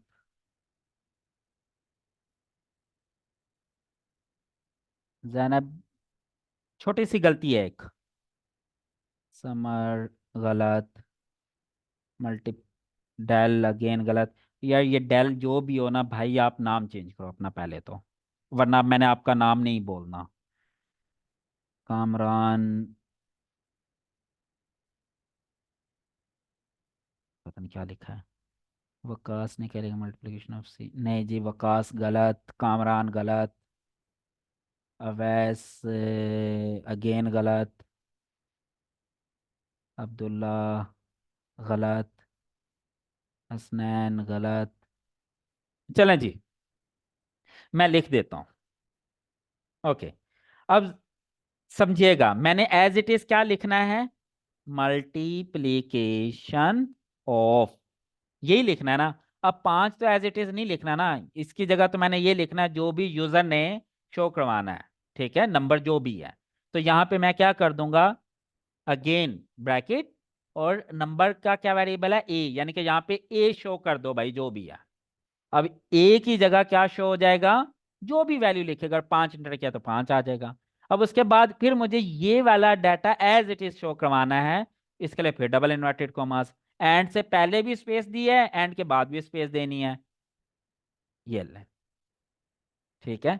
अब उसके बाद मुझे 6 शो करना है, जो कि किसमें है, वेरिएबल बी, ठीक है, बी मैंने एज इट इज लिख दिया।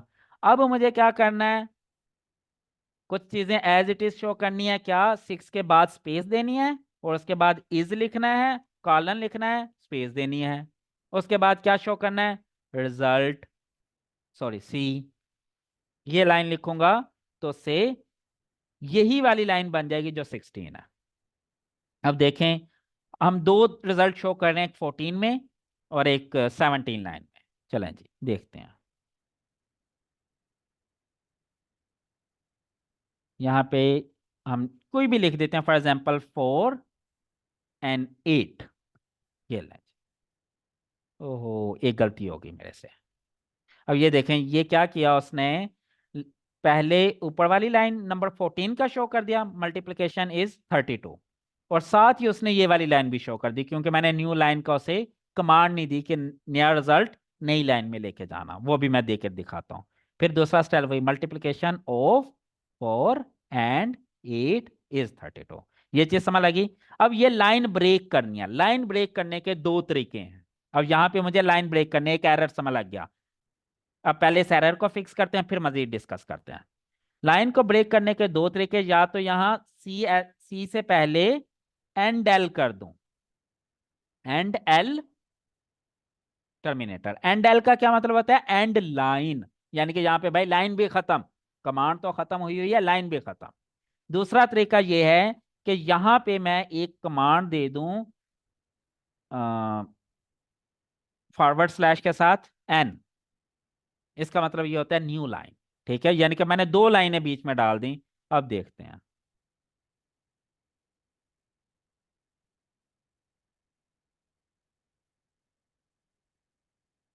ये ले, अब देखें इसके दरमियान में दो लाइंस आ गई, एक नहीं, एक ये गई और दूसरी ये भी गई। और ये दो लाइंस कहाँ से आई हैं, एक लाइन इसकी वजह से एक्स्ट्रा आ गई एंड एल की वजह से, एक लाइन इस कमांड की वजह से आ गई फॉरवर्ड स्लैश एन। इसको फिलहाल आप रहने दें, इसको ना कंफ्यूज करें, एंड एल अभी आप समझ लें सिर्फ, बाकी फिर हम बाद में देखेंगे।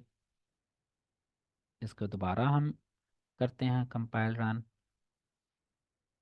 अब कोई भी फॉर एग्जांपल 2 और 5, ये लाइन से देखें, दोनों न्यू लाइंस पे रिजल्ट शो हो गए, multiplication is 10, multiplication of 2 and 5 is 10। यहां तक अब मुझे बताएं, कोई इशू है, कोई प्रॉब्लम है, किसी भी किस्म का, कोई भी प्रॉब्लम, जो चीज़ आपको ना समझ लगी हो, ठीक है। अब देखिए, बड़ा सिंपल सा था, मैंने यहाँ पे ई शो करना था, तो मैंने इन्वर्टेड कोमा से बाहर निकाला। जब भी आपने इन्वर्टेड कोमा से चीज़ों को बाहर निकालना है, या ब्रैकेट से जरूर डालनी है, डबल ब्रैकेट। और क्योंकि ये कमांड क्या है, सी आउट की, तो इसमें जितनी भी डबल ब्रैकेट्स होंगी उन सब का मुंह बाहर वाली साइड पे होगा, सी आउट से पर अपोजिट साइड पे होगा, ये देखें, एक ही साइड पे है। और जितनी सी इन की होंगी उन सब का जो मुंह होगा वो इनवर्ट साइड होगा, सी इन के साइड पर होगा। समझ लग गई ये चीज, यहां तक कोई कंफ्यूजन, कोई प्रॉब्लम है तो पूछ लें। आयो स्ट्रीम का मतलब क्या है सर, हमने स्टूडियो क्यों नहीं लिखा, अरूज आप अभी ज्वाइन किया आपने, मैंने अभी ऊपर बताया था कि आप इसको भूल जाएं फिलहाल, ये अभी मैं इसको डिस्कस नहीं करूंगा, ये अगले लेक्चर में डिस्कस करूंगा, ठीक है। ये अभी आप भूल जाएं, बस ये अभी आप रट्टा लगा लें कि ये एज इट इज ही लिखना है। अगले लेक्चर में मैं डिटेल में बताऊंगा ये इंक्लूड क्या है, हैश क्या है, आईओ स्ट्रीम क्या है, यूजिंग क्या है, नेम स्पेस क्या है, मेन क्या है, ये सारी चीजें क्या है। अभी मैं सिर्फ आपको प्रोग्राम बनाना सिखा रहा हूँ। एप्लीकेशन क्या, हेडर फुटर क्या, अभी इसको भूल जाए। ठीक हो गया। सर स्टार्ट में थोड़ा रिव्यू कर दें, स्टार्ट से क्वेश्चन पूछा करें यार। लाइन 11 और 9 में एंड एल क्यों नहीं लगाया? नहीं, आपकी मर्जी है, लगाना चाहें तो लगा लें, खुद सोचें इससे क्या होगा।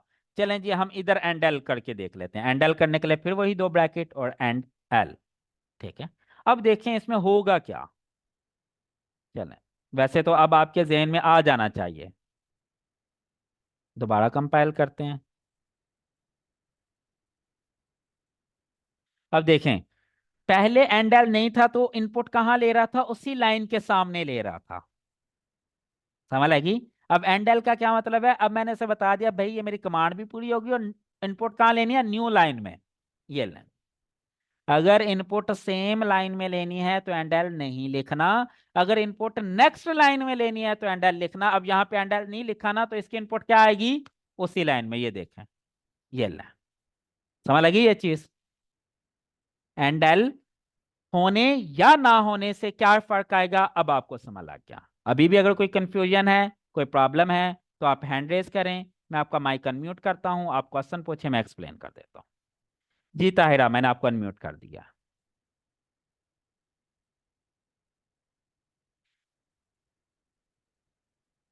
मैंने आपको अनम्यूट कर दिया, अब आप खुद अपने आप को अनम्यूट करके बोल सकती हैं अब। जी जी। सर, अस्सलाम वालेकुम सर। मेरी वालेकुम आवाज़ अस्सलाम। आ रही है आपको? जी बिल्कुल। जी सर, मैंने ये पूछना था कि ये जो 17 लाइन है, ये हम्म, अगर ये आप कंसोल इसका ये वो जो है आगे से हटाएं तो मैं थोड़ा सा आपको बता पाऊँ। जी जी, इसमें आपने ए के बाद भी जो है ये ब्रैकेट्स लगाई हैं, ठीक जी। है, और बी के बाद भी लगाई हैं, लेकिन हम्म, सी के बाद नहीं लगाई।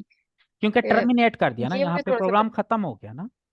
जैसे ये देखें, अच्छा, यहां भी इसलिए मैंने नहीं जरूरत नहीं लगाई पड़ी। थी, यहां भी देखें, जहां पे टर्मिनेट करना है वहां पे जरूरत नहीं है। ये ब्रैकेट तब लगाते हैं जब हम उसे ये अच्छा, बता रहा हूं भाई आगे कुछ और डिफरेंट तरह का डाटा आ रहा है। एज इट इज शो करना था, ठीक। Inverted commas. अब एज इट इज शो करने वाला डाटा नहीं है, ब्रैकेट लगा दें। यहाँ देखें, ये एट इज ठीक है। एग्जिट वाला नहीं था, यहाँ ब्रैकेट लगा के हमने खत्म कर दिया था।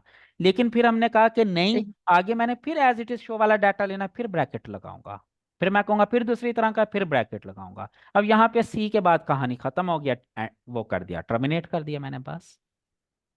ठीक हो गया, ठीक है, जज़ाकल्लाह sir, thank you so much sir. Most welcome जी, अल्लाह हाफिज।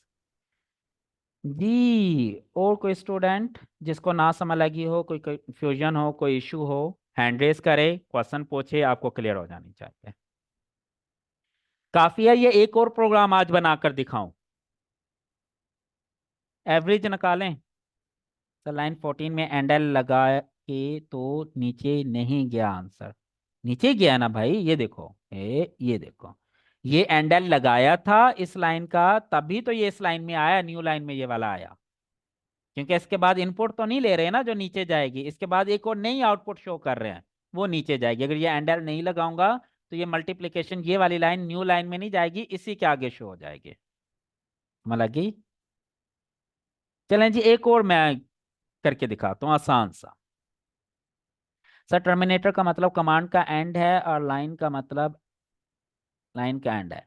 टर्मिनेटर का मतलब है कमांड खत्म हो गई है, ये जो एक कमांड दी थी ना मैंने, वो खत्म हो गई है। अब अगर मैंने लाइन भी नहीं शुरू करनी है तो फिर एंड एल करूंगा। एंड एल, ये देखें, ये एंड एल की, ये एंड एल, तो इसकी वजह से ये न्यू लाइन में गया। टर्मिनेटर का मतलब है कमांड खत्म, यहाँ पे ये कमांड खत्म, नई कमांड शुरू। कमांड खत्म होगी लेकिन न्यू कमांड भी कहाँ जा रही है, उसी लाइन में जा रही है, क्योंकि लाइन नहीं खत्म की, इसलिए ये देखें 5 बी वाला यहाँ पे आया, ये वाला 5, क्योंकि मैंने यहाँ पे लाइन खत्म नहीं की थी। ठीक हो गया? चलें जी, एक प्रोग्राम और आसान सा बना लेते हैं, आपकी अंडरस्टैंडिंग हो जाएगी। फिर अगेन कंट्रोल एन करते हैं, इसको हम क्लोज कर देते हैं। अब आप जल्दी से मेरी हेल्प करें, और अब हमने क्या प्रोग्राम बनाना है जी, take 3 numbers from user and show its average value, show its sum and average value. अब 3 नंबर इनपुट लेने हैं यूजर से, उनका सम भी शो करवाना है और एवरेज भी शो करवाना है। ये आखिरी प्रोग्राम है जी आज का, उसके बाद मैं असाइनमेंट दूंगा, उसके बाद फिर बाकी चीजें हम नेक्स्ट क्लास में पढ़ेंगे, और बल्कि इसमें मैं एरर भी डाल के दिखाऊंगा। यस, आ जाएं जी। क्या करेंगे, सेम वही चीज, हैश इंक्लूड आयो stream using name space STD main brackets. उसके बाद अब चूंकि मैंने अब वेरिएबल बताएं क्या क्या आएंगे, इंट num1। अब कितने वेरिएबल बनाऊं, जल्दी से आप लोग आंसर करें। 3 नंबर मैंने इनपुट लेने हैं, फिर उसका सम और उसका एवरेज वैल्यू यूजर को बताना है। कितने वेरिएबल बनेंगे जी, बिल्कुल 5 बनेंगे, और जैनब ने लिख भी दिया, num1 num2 num3 सम और एवरेज। ये लें जी। अब मैंने डिक्लेयर कर दी अपनी टीम कि भाई मेरे पूरे सॉफ्टवेयर में ये 5 बंदे डाटा होल्ड करेंगे, ये 5 वेरिएबल हैं जो अपना डाटा रख के बैठे होंगे। अब क्या करूंगा, सी आउट इंटर फर्स्ट नंबर, बिल्कुल उसी तरह सी इन num1। कोई कंफ्यूजन तो नहीं है यहां तक। सी आउट एंटर सेकंड नंबर, सी इन क्या होगा, num2। फिर क्या हो जाएगा, सी आउट एंटर थर्ड नंबर, सी इन क्या हो जाएगा, num3। अब यहां पे प्रोसेसिंग के लिए क्या लिखूंगा, sum is equal to num1 plus num2 plus num3। Average के लिए क्या लिखूंगा, एवरेज एवरेज का क्या फार्मूला होता है, AVG is equal to sum divided by 3। समझ आ गई भाई, जो भी आया उसको जितने नंबर हैं, टोटल 3 नंबर हैं, उससे डिवाइड कर दो, बस वो एवरेज निकल आएगा। अब यहाँ पे मैं क्या कर दूंगा, सी आउट सम इज, यहाँ पे सम कर दूं, न्यू लाइन में लेके जाना है, एंडल कर दूंगा, फिर सी आउट कर दूं, एवरेज इज एवीजी। ये समझ लग गई, इसमें कोई कंफ्यूजन तो नहीं है। इसमें एक एरर आने वाला है, बताएं किसी को समझ लगी है प्रॉब्लम क्या होगी अभी तक। इसमें एक एरर आने वाला है, एक लिमिटेशन है इस सॉफ्टवेयर की। किसी को समझ लगी है कि इसमें क्या एरर आएगा।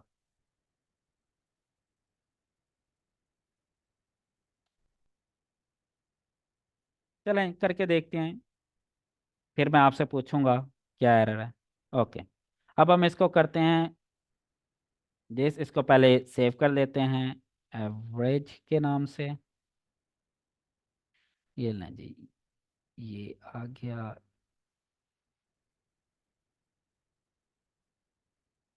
इसको मैं कर देता हूँ स्क्रीन थोड़ी सी बड़ी। चलें जी, फर्स्ट नंबर हम एंटर करते हैं जी 3। वो कहते हैं जी सेकंड नंबर एंटर करें, हमने कर दिया 4। अब वो कहते हैं जी थर्ड नंबर एंटर करें, हमने कह दिया ओके 5। ठीक है, 1 मिनट।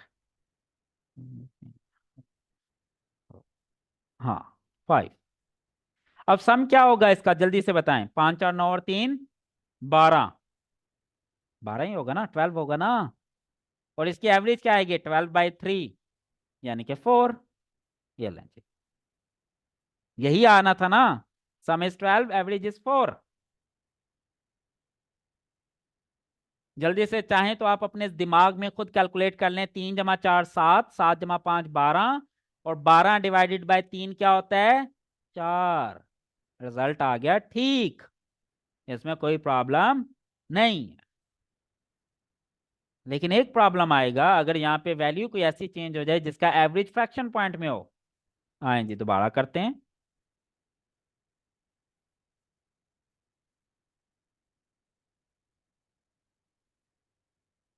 यहाँ पे मैं कर देता हूँ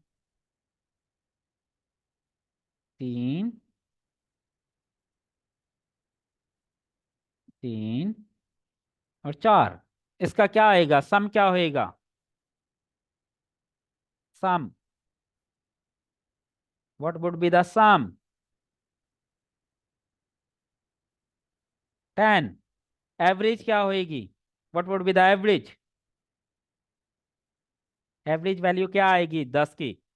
10/3। तो क्या रिजल्ट आता है 10/3? 3.3। अब देखते हैं क्या शो करता है एवरेज। वो कहता है एवरेज तो 3 है। समझ लगी ये बात? समझ लगी? एवरेज उसने 3.3 की बजाय 3 क्यों शो की है? क्योंकि मैंने इसे कहा ये इंटीजर है, ये इसके पास फ्रैक्शन वैल्यू नहीं आ सकती। इसके पास फ्रैक्शन वैल्यू नहीं आ सकती। इसको मैं चाहूं तो कन्वर्ट कर सकता हूं। ठीक है, देखते हैं क्या आएगा। सॉरी, इसको मुझे चेंज करना पड़ेगा, यहाँ टर्मिनेट करके फ्लोट करूंगा, ऐसे फ्लोट। ठीक है, अब देखते हैं।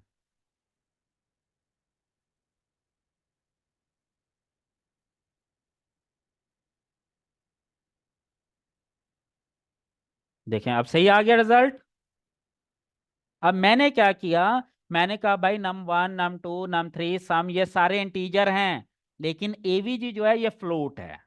FLOAT, ये नाम फिक्स है। इसे इंट ही लिखना है, इसे फ्लोट ही लिखना है। लेकिन ये num1 num2 सम एवीजी ये आप अपनी मर्जी से जो मर्जी रखें, इससे फर्क नहीं पड़ेगा। चाहे ABC रखें चाहे XYZ रखें। लेकिन ये जो है ना, जो बोल्ड हो जाते हैं INT और फ्लोट, ये नहीं आप चेंज कर सकते।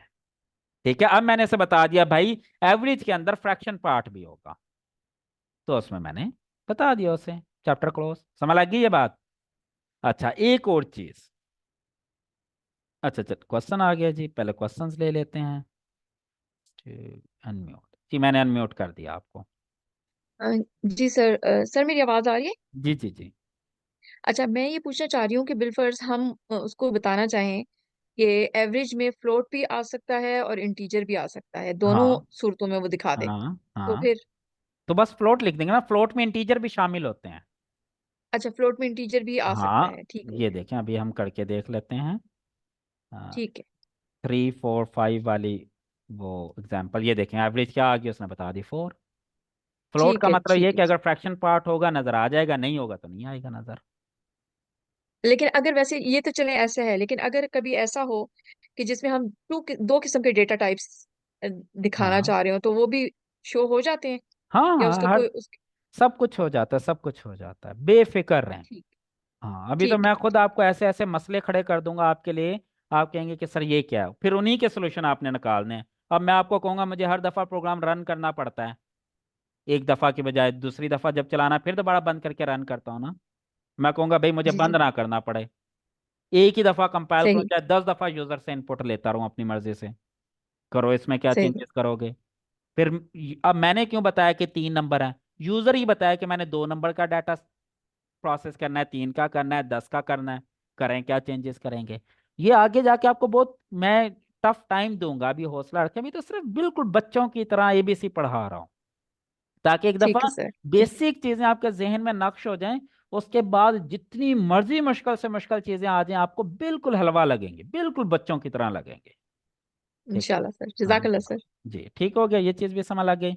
अब हम आ जाते हैं किसमें रखते हैं एरर। चलें जी, हम कहते हैं मैंने इसके ऊपर टर्मिनेटर लगाना भूल गया, टर्मिनेटर लगाना भूल गया, अब क्या होगा? अब मैं कंपाइल करता हूं, देखो उसने क्या कर दिया फौरन, उसने कहा भाई लाइन नंबर 9 में प्रॉब्लम है। क्या प्रॉब्लम है? वो कहता है लाइन नंबर 9 में एग्जीक्यूट नहीं कर सकता। क्यों? क्योंकि कहता है ये सीन आ गया और इससे पहले तो कमांड ही खत्म नहीं हुई अभी पिछली। वो अगर नीचे देखें कंपाइलर ने एरर दिया कि भाई लाइन नंबर 9 एक्सपेक्टेड। अब ये स्क्रीन पता नहीं बड़ी नहीं हो सकती। अच्छा, ये जहां पे मेरा कर्सर है ये नजर आ रहा है, ये नीचे अगर आपसे पढ़ सकते हैं तो ये लिखा हुआ है error expected terminator semicolon before cin, उसने खुद बता दिया कि भाई सी इन से पहले मैं ये एक्सपेक्ट कर रहा हूं आपसे, जो कि आपने नहीं दिया हुआ। ठीक है, सी इन से पहले वो कहता है मैं टर्मिनेटर एक्सपेक्ट कर रहा हूं आपसे। अब देखिएगा, ये ले उसने कंपाइल किया, और यहाँ पे ये देखें क्या कह रहा है, एरर क्या है, अब कितने एरर्स हैं, can you read? 0 error 0 warning. अगर एरर एक भी होगा तो प्रोग्राम नहीं चलेगा, 0 एरर होना जरूरी है। वार्निंग एक दो हो सकती है, वार्निंग से काम चल जाता है, एरर से नहीं चलेगा। ठीक है, एरर अगर एक भी हो गया तो प्रोग्राम नहीं चलेगा, ये चीज समझ लें। ठीक है, अब हम जानबूझ के यहाँ पे कोई एरर डाल देते हैं, num2 में सिंटैक्स एरर डाल देते हैं। इसको हम करते हैं कंपाइल F9 से। अब ये देखें उसने एरर दे दिया, उसने कह दिया भाई सेम लाइन नंबर 12 में एरर है, इसका मतलब पीछे से कोई एरर आ रहा है, 11 में एरर आ गया।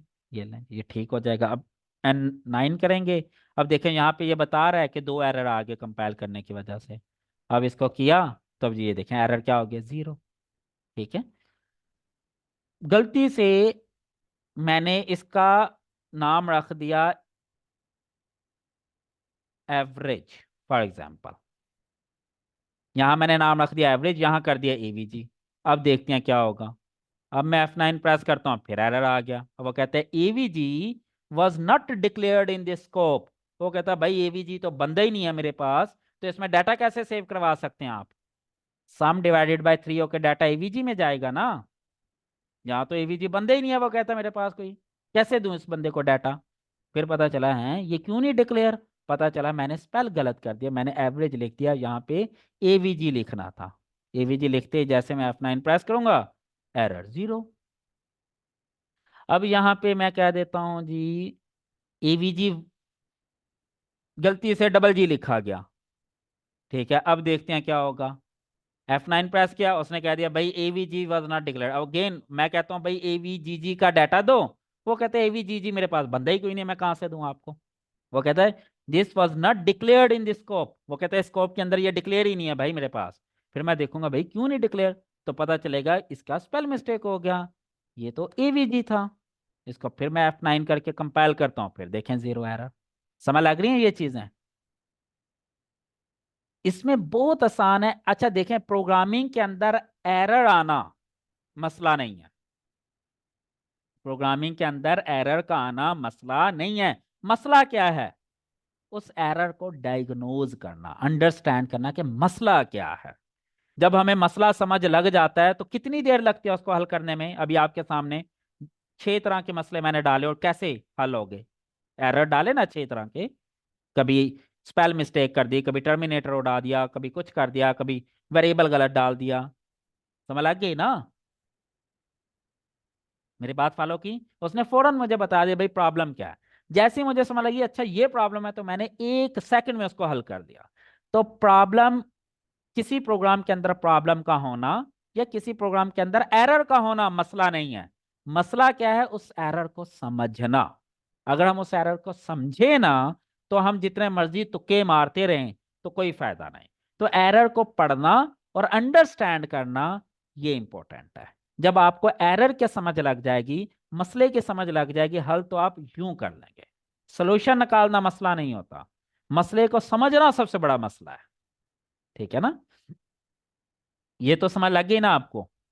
अब एरर भी डिफरेंट टाइप्स के होते हैं। ये जितने एरर ये बता रहा है ये है सिंटैक्स एरर, कि जिसके अंदर सिंटैक्स का मसला है, लिखने का मसला है, यानी कि जो जिस फॉर्मेट में लिखना था उस फॉर्मेटिंग का मसला आ गया, वो सिंटैक्स एरर। सिंटैक्स एरर तो हम ऐसे एक चुटकी में पकड़ लेते हैं। एक होता है लॉजिकल एरर, उसको पकड़ना बहुत औखा काम है, जैसे कि फ्लोट वाला था। ठीक है, अब वो रिजल्ट दे रहा था लेकिन रिजल्ट गलत दे रहा था। ठीक है, तो ये लॉजिकल, ये हम मजीद इन डिटेल नेक्स्ट क्लास में पढ़ेंगे। आज की क्लास में अगर कोई चीज़ प्रॉब्लम है, कोई चीज़ समझ नहीं लगी, तो वो आप मुझसे डिस्कस कर लें, पूछ लें। और ये 3 आज मैंने प्रोग्राम आपको बनाकर दिखाए हैं। एक सिंपल एडिशन, एक सिंपल मल्टीप्लिकेशन, एक वो जिसके अंदर एडिशन और एवरेज है, और इसमें जितनी तरह के हो सकते थे, एंडल के साथ, एंडल के बगैर, फिर उसमें वेरिएबल्स लेना, वेरिएबल्स का डाटा शो करना, as it is data show करना, सी इन, सी आउट, और उसको कैलकुलेट करके प्रोसेस करके डाटा सेव करना किसी वेरिएबल के अंदर। ये सारी चीज़ें आज हमने सीख ली हैं, ठीक है, और आगे यही चीज़ें हमने यूज़ करनी है। सर अगर वार्निंग आ जाए तो फिर प्रोग्रामिंग से ही होगी कि नहीं? वार्निंग का इश्यू नहीं होता, वार्निंग से ठीक चलता है, एरर नहीं आना चाहिए। एरर आएगा तो प्रोग्राम चलेगा ही नहीं, वार्निंग से प्रोग्राम चल जाएगा। अब वो डिपेंड करता है वार्निंग क्या है, वो हम बाद में स्टडी करेंगे वार्निंग्स को। सर अगर सम ही हमने फ्रैक्शन से लिया हुआ है, फिर इंट की जगह फ्लोट लिखेंगे शुरू में जी। अगर आपको लगता है जो सम आपने करना है वो होल नंबर नहीं है, इंटीजर वैल्यू नहीं है, वो कोई फ्रैक्शन वाले हैं, जैसे जैसे कि सम करना 1.1 प्लस 2.3 प्लस 2.9, इस तरह का अगर कोई वैल्यूज हैं तो आप क्या करेंगे, इंट की जगह पे सिंपल फ्लोट लिख देंगे और कुछ भी नहीं करना, कुछ भी नहीं करना। जैसे यहाँ पे फ्लोट लिख दें बस, ये लें जी। उसके बाद करेंगे तो ये प्रोग्राम सही चलेगा, जीरो एरर। फिर 1.1, अब देखें अगर इसको F11 करूं तो अब देखेगा, इसको मैं अगर थोड़ा सा जूम इन कर लूं ताकि आप लोगों का रीड सही हो जाए। 1, 2.1, 2.2, ये लें जी, रिजल्ट इज 5.4। 2 3 1 4 5, 2 1 3 4, 5.4, और 1.8 इसका एवरेज है। सिंपल, कोई मसला नहीं है। समझ लगी ये चीज़? यहाँ तक कोई कन्फ्यूजन है हैंड रेज करके पूछ सकते हैं, मैं मजीद 2 3 मिनट हूँ आपके साथ, उसके बाद फिर मैं चला जाऊँगा। प्रोग्रामिंग लैंग्वेज की कितनी टाइप्स हैं यार, मुझे भी नहीं पता, वो बेतहाशा हैं यार, बेतहाशा हैं, अभी उस डिटेल में नहीं जाना चाहता। इतनी लैंग्वेजेस हैं कि आप उनके सिर्फ नाम ही पढ़ने लग जाए ना तो पागल हो जाएंगे, ठीक है। तो और इसके अलावा कोई, अच्छा अगर ये बेसिक प्रोग्रामिंग आपने सीख ली तो एडवांस प्रोग्रामिंग सीखना आपके लिए आसान हो जाएगा। और अगर एडवांस प्रोग्रामिंग सीखना आपके लिए आसान हो जाए तो आप डेवलपर बन सकते हैं, वेबसाइट बनाना सीख सकते हैं, मोबाइल एप्लीकेशन वाली साइट पे जा सकते हैं, सॉफ्टवेयर बनाना सीख सकते हैं। उसके अलावा मेन जो चीज़ है ना, इसके अंदर आपका दिमाग चलना शुरू हो जाएगा। जब मैं डिफरेंट लॉजिक्स दूंगा ना, फिर आपने सोचना पड़ेगा, ओहो यार ये कैसे करूं। जैसे अभी एक छोटा सा क्वेश्चन मैंने दिया था कि जी मैं अगर वेरिएबल की भी वैल्यू शो करना चाहता हूं तो क्या लाइन लिखूं, और देखें कितने आप लोगों ने कोशिश की। इसी तरह जब मैं आपको नेक्स्ट क्लास में मजीद डिफरेंट तरह के कोई ना कोई वो दूंगा टास्क, तो फिर और बहुत कुछ सोचना पड़ेगा। और जितना ज्यादा आप अपने दिमाग को यूज करेंगे, सोचेंगे, उतना ज्यादा ये चलना शुरू हो जाएगा, ठीक है। Mistakes only, one line program is not work जी। एक डॉट की भी गलती होगी तो प्रोग्राम नहीं चलेगा, ठीक है। वो मल्टीपल जगह पे भी हो सकती है, जैसे देखें फॉर एग्जांपल मैं 2 जगह से टर्मिनेटर खत्म कर देता हूँ, बल्कि 3 जगह से कर देता हूँ, फिर देखते हैं क्या होता है। अब ये देखें इसने बता दिया कि भाई ये नीचे लाइन, पहला एरर इसमें है, फिर यहाँ पे क्लिक करूंगा इसमें भी एरर है, यहाँ पे क्लिक करूंगा इसमें भी एरर है। अब ये देखें वो बता रहा है इसमें मल्टीपल टाइप्स के एरर है, ठीक है।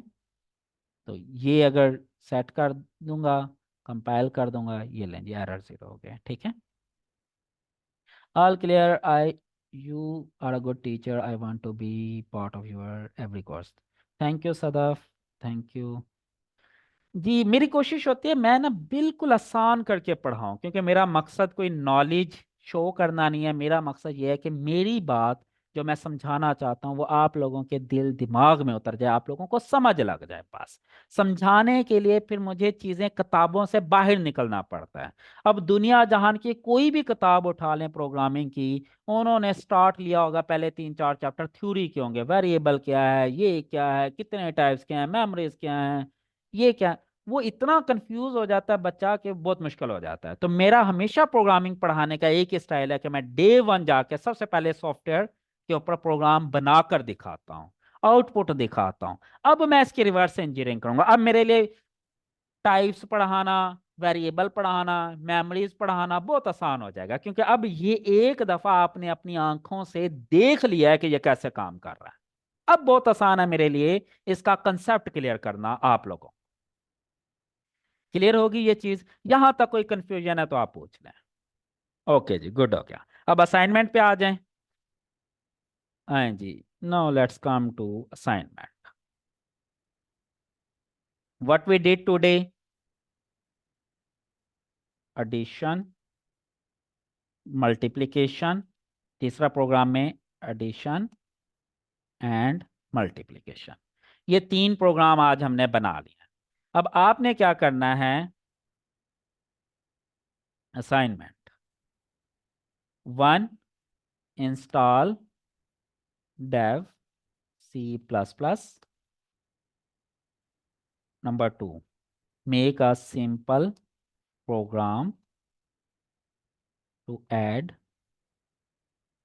make a simple program like example, नहीं, repeat all the class examples 1 2 3, जो भी हमने 3 प्रोग्राम बनाए हैं ना 1 2 3, इनको रिपीट करना, खुद बनाना है अपने हाथ से। Point number 3, make a new program. अब ये आपकी असाइनमेंट न्यू वाली वो क्या होगा,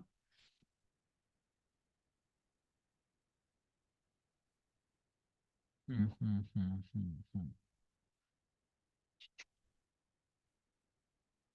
मैं क्या करें, write a program to take 2 values from user, write a program to take 2 values from user and divide them to show the result।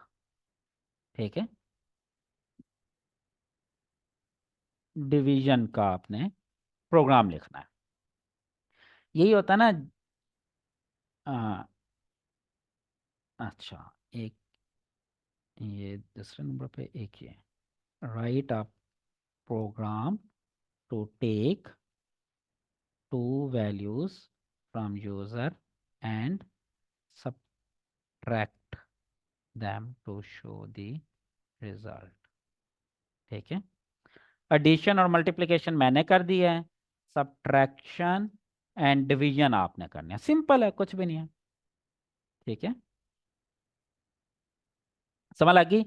Assignment मुश्किल तो नहीं है, ये 3 स्टेप आपने करना है। सबसे पहले डेव C++ इंस्टॉल करना है, फिर आपने जो हमने क्लास में 3 प्रोग्राम बनाया एज इट इज उनको रिपीट करना है, चीज ना समझ लगे तो इस वीडियो की रिकॉर्डिंग मैं यूट्यूब पे अपलोड कर दूंगा, जाएं वीडियो रन करें, पॉज करें जहां पे भी आपने वो चीज़ देखना है और उसको देख के रिपीट करें, और अगर कोई एरर आए तो उसको फिक्स करें, अगर ना समझ लगे तो आप उम्मीद है कल तक मैं ग्रुप बना दूंगा, ग्रुप में आप पूछ सकते हैं।